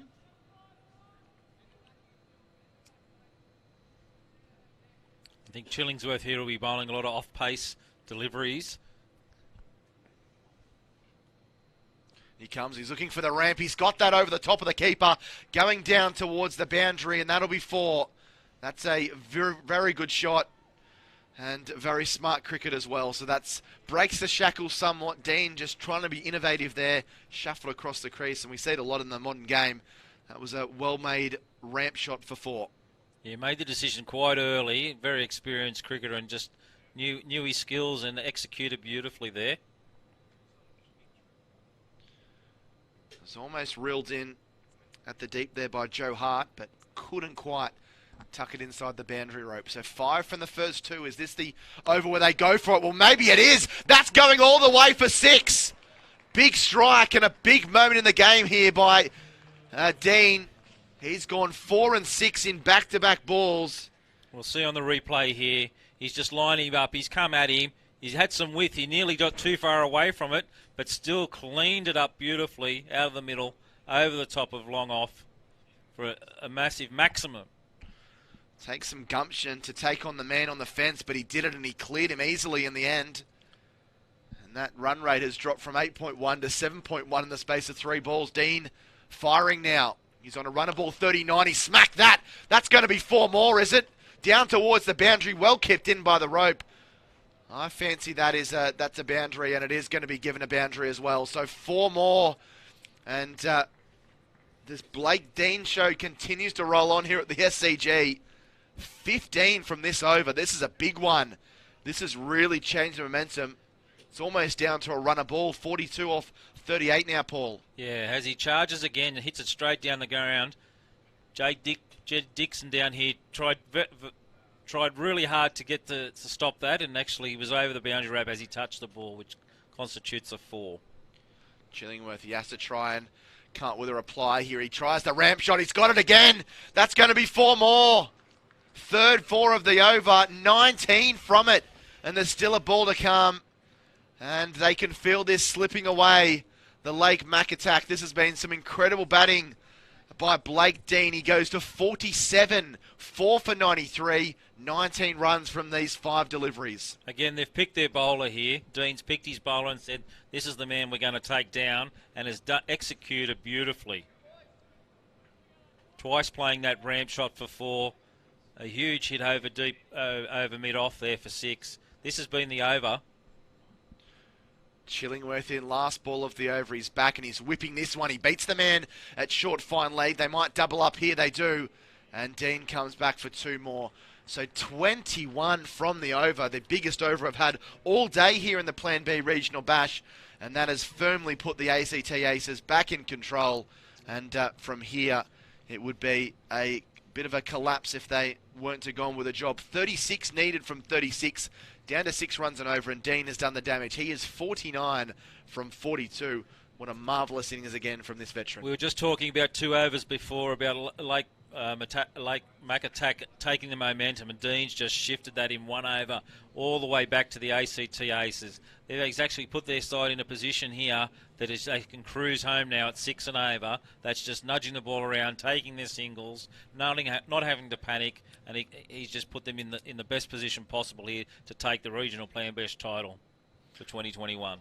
4 for 95. And a thick edge dribbles down there. They'll pick up 2 more here, so the runs all of a sudden are flowing. That's 23 from the last 7 balls. And Thomas even cashing in now as he picks up a couple to start this over from Wallace. There's going to be some head scratching going on at the moment for the Lake Macatac. The leg spinner's getting a bit of turn here. Bowls him! Crashes into the middle stump. Beautiful ball. And where there's life, there's hope. Wallace drags Lake Macatac back into the game. Thomas departs for 5 as he tried to play that one down the ground and was just beaten by the spin and turn there as it thundered its way into the middle stump. Yeah, I think he's played all round this one. This might have been the toppy. It was nice and full, and he's played all over the top of it and has taken his middle stump. There it is. He yorked himself. Really good bowling there from Wallace. So Thomas departs, and Scott Mern, who did the damage in the preliminary game where he finished 43 not out from 23, is going to come to the middle. Pretty handy player to come in at this position. Wonder what the instructions are from the sideline, whether both Dean and Mern are to play their natural game, or are they to chip the ball around the park and try and pick up the 5 or 6 and over. Because Dean has an over like he did last over. It's game over in a couple of overs, but if he was to be dismissed all of a sudden, 34 away feels a long way away. Yeah, I'm sure Blake Dean just made the comment then to the incoming batsman, Mern, that, mate, just nudge it round and I'll take care of this. So Scott Mern on strike to Wallace, who has 1 for 4 now. He's forward and he just drops that onto the leg side. That's good play by Mern straight away off the mark. Straight away down the non-striker's end and adds another one to the total, 5 for 98. And that's all Mern's got to do here until he gets set. He's just knock it around and give Blake the strike. Blake Dean the strike, and they'll cruise home here. Blake Dean only needing 1 to bring up his 50 here. He's here. He's sweeping hard out into the deep. They might try and double up. No, they won't. But that is a marvellous 50 there for Blake Dean. Potentially a match-winning knock. He hit 50 earlier in the day. A beautiful knock of 72. And he's backed it up with a magnificent 50 off just 43 balls here. Mern gets a half volley on leg stump and chips that away into the deep. So despite losing the wicket, still a pretty good one. 5 from it, which is basically where they want to be. 31 from 31 now. I think you'll see Blake Dean take a single here and get the strike for the next over. He's back and he's cutting this one away. He beats the infield. He's going to get more than 1. He might get 3 here. Mern's running hard. And they'll come back and get 3. That's really good running, and that's turned out to be quite a good over for the ACT Aces. 8 coming from it despite the loss of a wicket. Dean picks up his 50, and he retains the strike as well. He's gone along to 53. Mern supporting nicely on 2, and 5 for 103. So for the first time The runs to win are under the balls remaining. 28 required from 30. That run rate down to 5.6. We just saw Blake Dean pat Mearns on the head going, well run, son, you've got put me back on strike. They've got this right. While Blake Dean's in control, that's what he'll do. He'll take the majority of the strike and Mearns will rotate it round and give him the strike, and they'll bring this home. It's under 6 and over now, so it's just under a runner ball. Is the only feasible way that Lake Macatac win this is removing Dean, do you think? Yeah, but Mearns showed us earlier in the day that he could bring it home, so they're still, to me, well in the box seat here, the ACT Aces. But yeah, that might create some scoreboard pressure, getting late in the innings, but they do need to pick up Blake Dean, that's for sure. Bit of conversation going on here with the captain Adrian Chad, Dan Bailey there, and Rory Madison with ball in hand.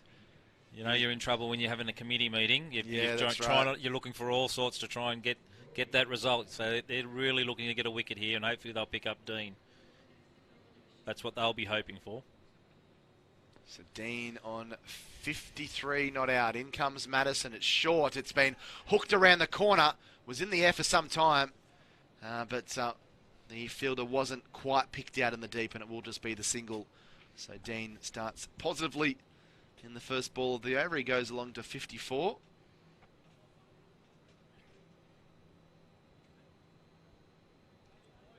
Interested to know what the plan is here for Rory Madison, where he's going to bowl. He's got a deep third man, a deep cover, a deep mid-off, deep fine leg and a deep backward square. So Mearn back on strike. He's forward and pushes that just backward a point, finds the gap nicely. And it's looking like a net session for Scotty Mearn at the moment. He hasn't missed a beat since he's come out here. He's picked up 3 singles and found the gaps really easily.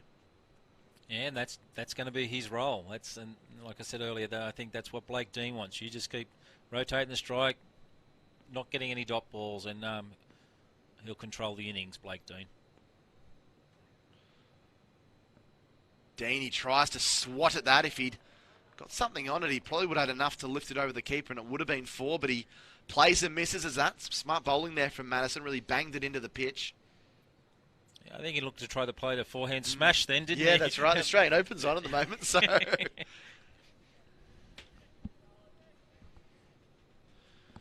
So Madison gets a valuable dot ball. They are absolute nuggets of gold for Lake Macatac at the moment. Madison and Dean advances and drags that one through fine leg. That was the number 11's cover drive. He picks up a single. I think Blake Dean was looking to advance and hit him over here down to deep mid-on or deep mid-wicket where there is nobody, just to pick up a boundary to keep the runs flowing. 25 to win off 26 balls. Inside edge squirted down to fine leg.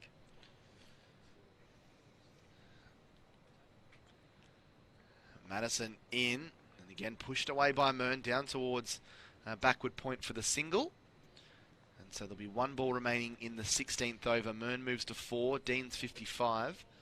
5 for 107, 24 required from 25 at 5.8 and over, but in these next few deliveries, any boundaries are really just going to stifle any progress that Lake Macatac have made. They need wickets.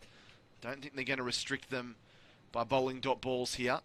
Madison in, and Dean will just poke that out to point and pick up the single. There's a shot at the stumps, probably more out of frustration by the captain, Adrian Trad, than anything else. So 5 singles in the over keeps them on track. 23 required from the final 4 overs, and Dean, more importantly, will retain the strike. He is 56. Mearn is on 4, 5 for 108. Yeah, the ACT Aces are working along here nice and smoothly to the plans that they've had all day. Blake Dean, like I said, taking control of this innings and working through these next 24 balls will be interesting to see if he wants to pick up a boundary to make it even easier, or just stroll in, knocking it around, picking up the ones. Yeah, big shot would certainly make things easier. This ball has been beaten everything. It probably should have been hit out of the park. It looked like a real half-tracker. Blake Dean looked at the skies and going, how did I miss that? It's back to a runner ball, 23 from 23. Dean faces up here to Wallace into his 3rd over, 1 for 10. And Dean has hammered that one down the ground. That's a beautiful shot, racing down there towards the boundary. Are they going to pull it in? They're not going to be able to. That's a big shot. And again, it's a big momentum shift. Dean showing his class here at the top of the order. Moves to 60 from an even 50 deliveries. Gave himself room and just flayed that through the offside. 5 for 112. Yeah, Wallace, a little bit too much air there. And Blake Dean saw it and said, I'll dance this and flay it through the offside, and picked up a boundary which sets up the over now. They can just nudge it around, pick up the singles and pick up 6 or 7 off the over. Put them well in front. Thrown up his back and he's pulling this one hard out through that mid-wicket square leg region for a single. That's already 5 and still 3 balls left in the over. They need wickets. It's can't sound like Captain Obvious at the moment saying that, but they've just got to try and create something here. The late Macquarie side.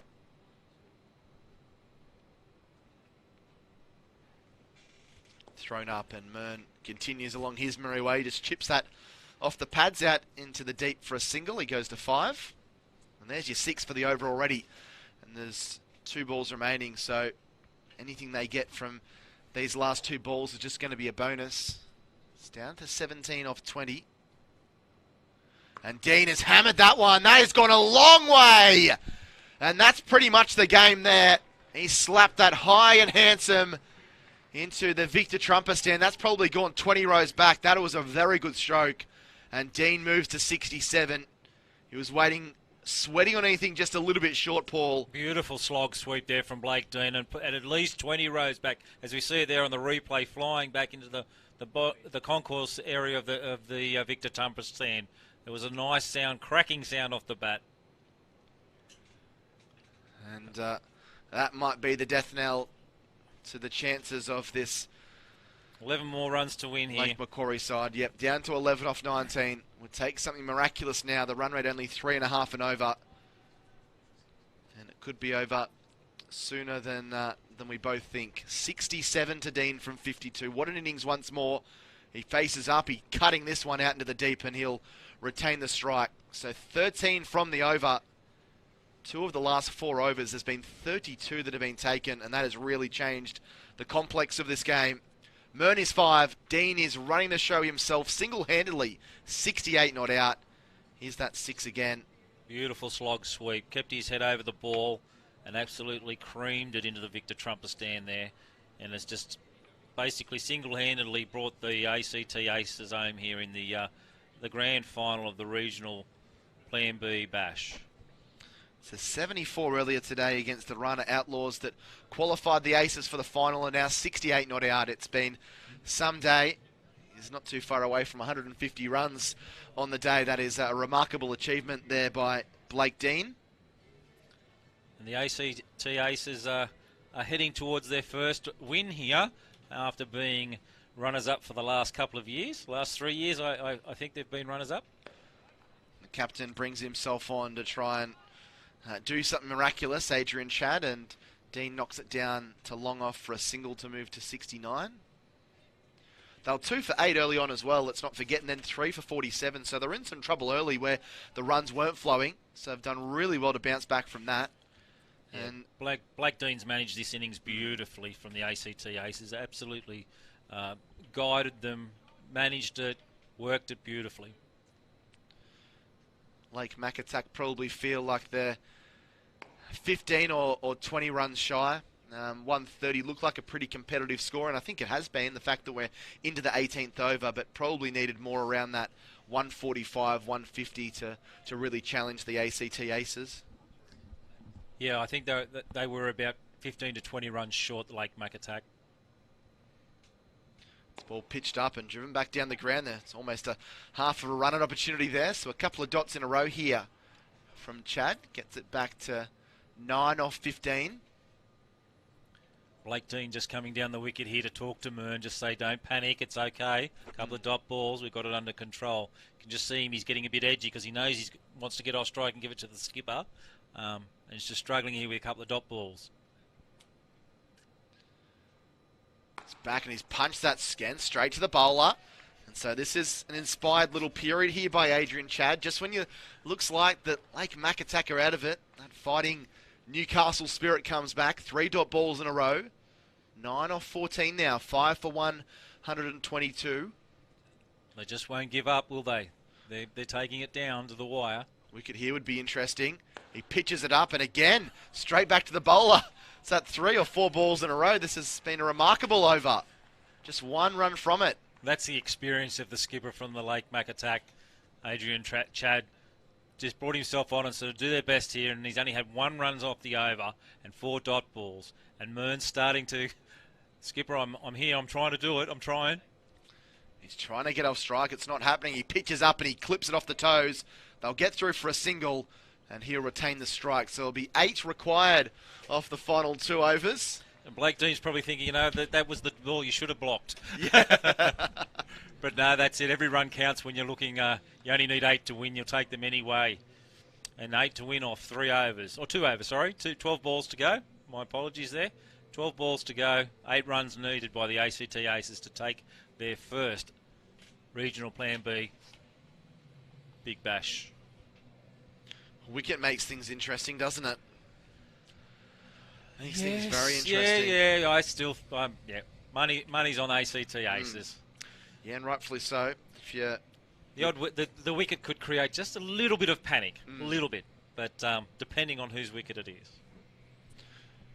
So Dan Bailey's got ball in hand. He's going to roll his arm over from the Randwick end of the SCG. And we're getting towards the completion of this one. 8 required from 12 balls. Can one of these Lake Mac attack bowlers channel their inner Adrian Chad and bowl 2 or 3 dot balls in succession? Can they get a wicket? What is going to happen here? It's going to be Mearn on strike. He's 6 from 10. He faces up here to Bailey, and he slapped that one down the ground. That's a beautiful shot for 4. And that puts to bed, I think, any chances of the Lake Mac attack there. Just over-pitched, and Mearn making up for a few dot balls the last over. He's just slapped that one down the ground for 4. Yeah, he's just punched that as hard as he could. He swung hard and got it through the gap, which is ideally what you need in the first ball of the over. Takes all that pressure off him now. 4 runs off 11 deliveries. So just 4 to win. There's still 3 men out. Thought they would have pushed everyone pretty much up with only 4 left. And Mearn now digs this one out and drives it square of the wicket. I fear that the show could finish almost this ball with Blake Dean.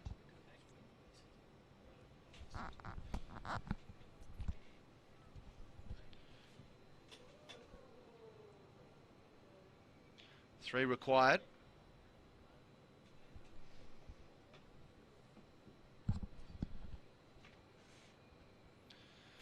Could it be over this ball?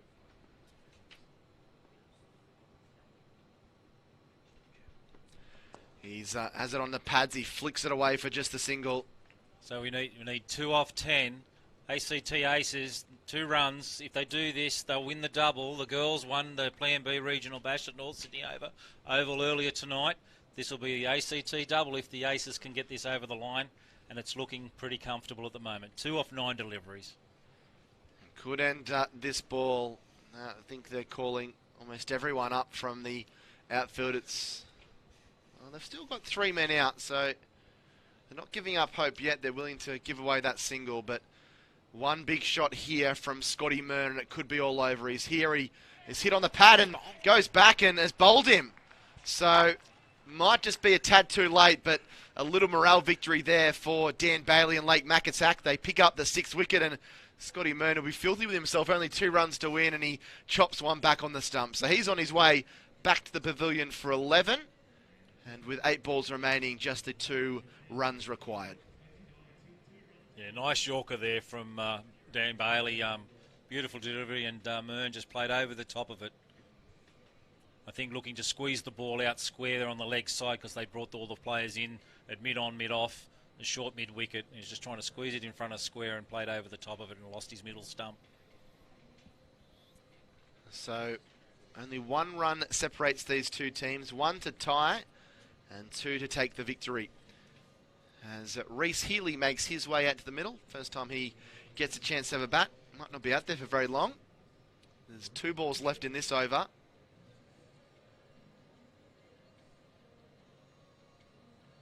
Been a wonderful performance, both in this final by the ACT Aces, but also in the preliminary final. They bowled magnificently well to restrict the Arana Outlaws, who really were the form side and the great batting side in this Plan B Regional Bash competition. And it's interesting here, Adrian Chad, where we were talking about bringing the field in, has actually got everyone inside the inner circle for the new batter. Pretty much has to, with the game on the line here. 2 off 8. In comes Bailey once more, and that's down the leg side. So that'll be a wide, so scores are tied. And that's disappointing. Bailey certainly wouldn't have wanted to follow up a wicket with that kind of delivery.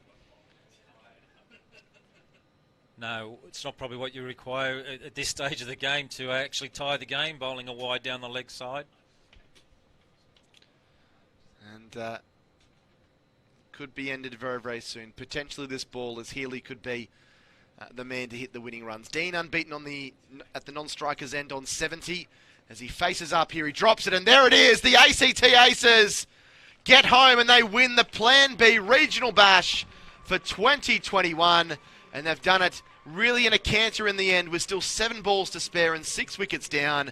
And the day certainly belonged to Blake Dean. 70 not out in the final from 55 balls. That followed up his wonderful innings of 74 in the preliminary final win over the Arana Outlaws. And the day has belonged to him and to the ACT Aces, who after 2 grand final defeats in the Plan B Regional Bash are finally able to take out the big one here and do the double with the ACT Aces women's squad taking out the title over at North Sydney Oval. A fantastic performance by them, Paul. It was a few little nervy moments chasing 130, but Dean was the man to steer the ship and guide them home pretty comfortably in the end. Yes, no, Blake Dean, definitely, you would say a captain's knock, even though he's not the captain, but held that innings together beautifully, managed it well, and a great knock.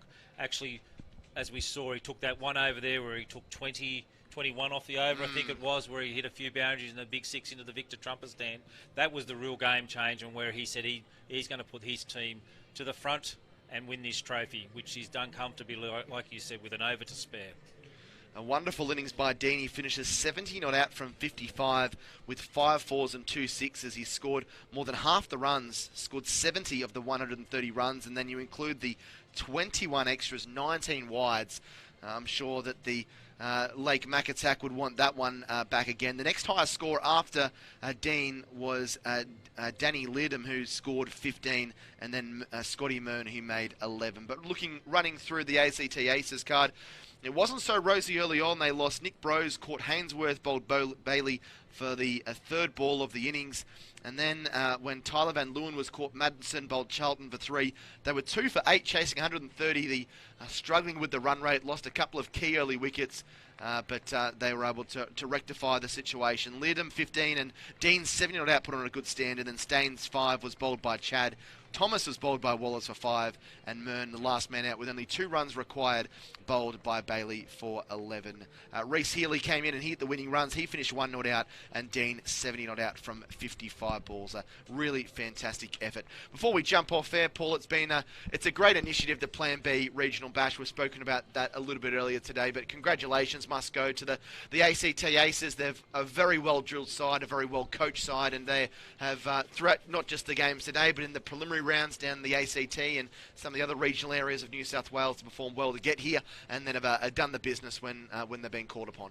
Yeah, very, very professional outfit, the way they've conducted themselves, especially today. I've only seen them play today, and they were very, very well drilled in everything they've done in both games. Their plans, the way they attack with their bowling, the way they've done it with their batting and managed their batting innings, they've been outstanding and deserved winners today. Fantastic performance there.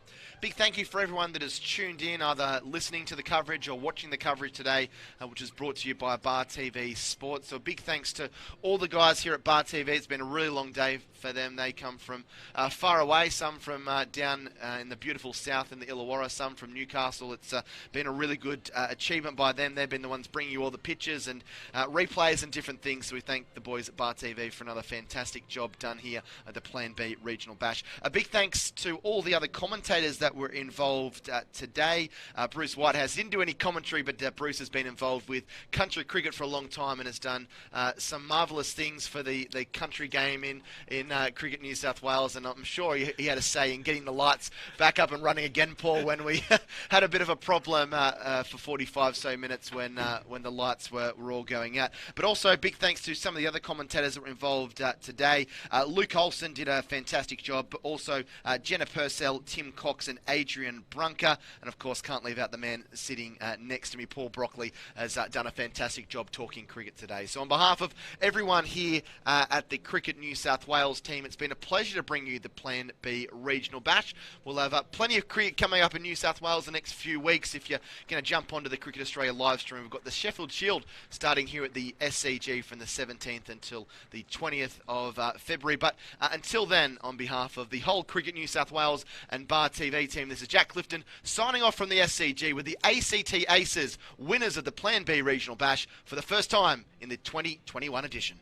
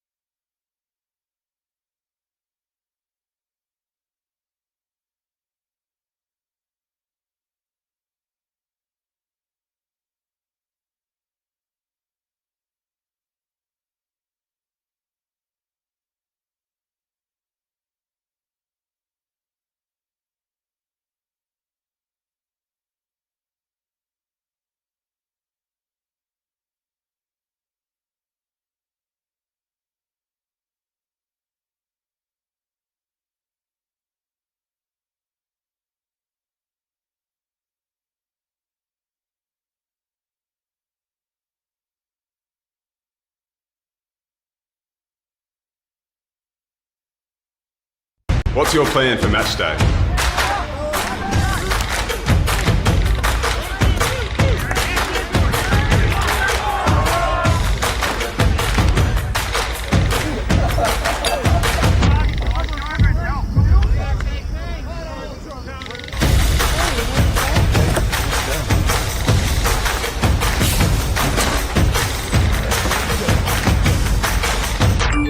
What's your plan B?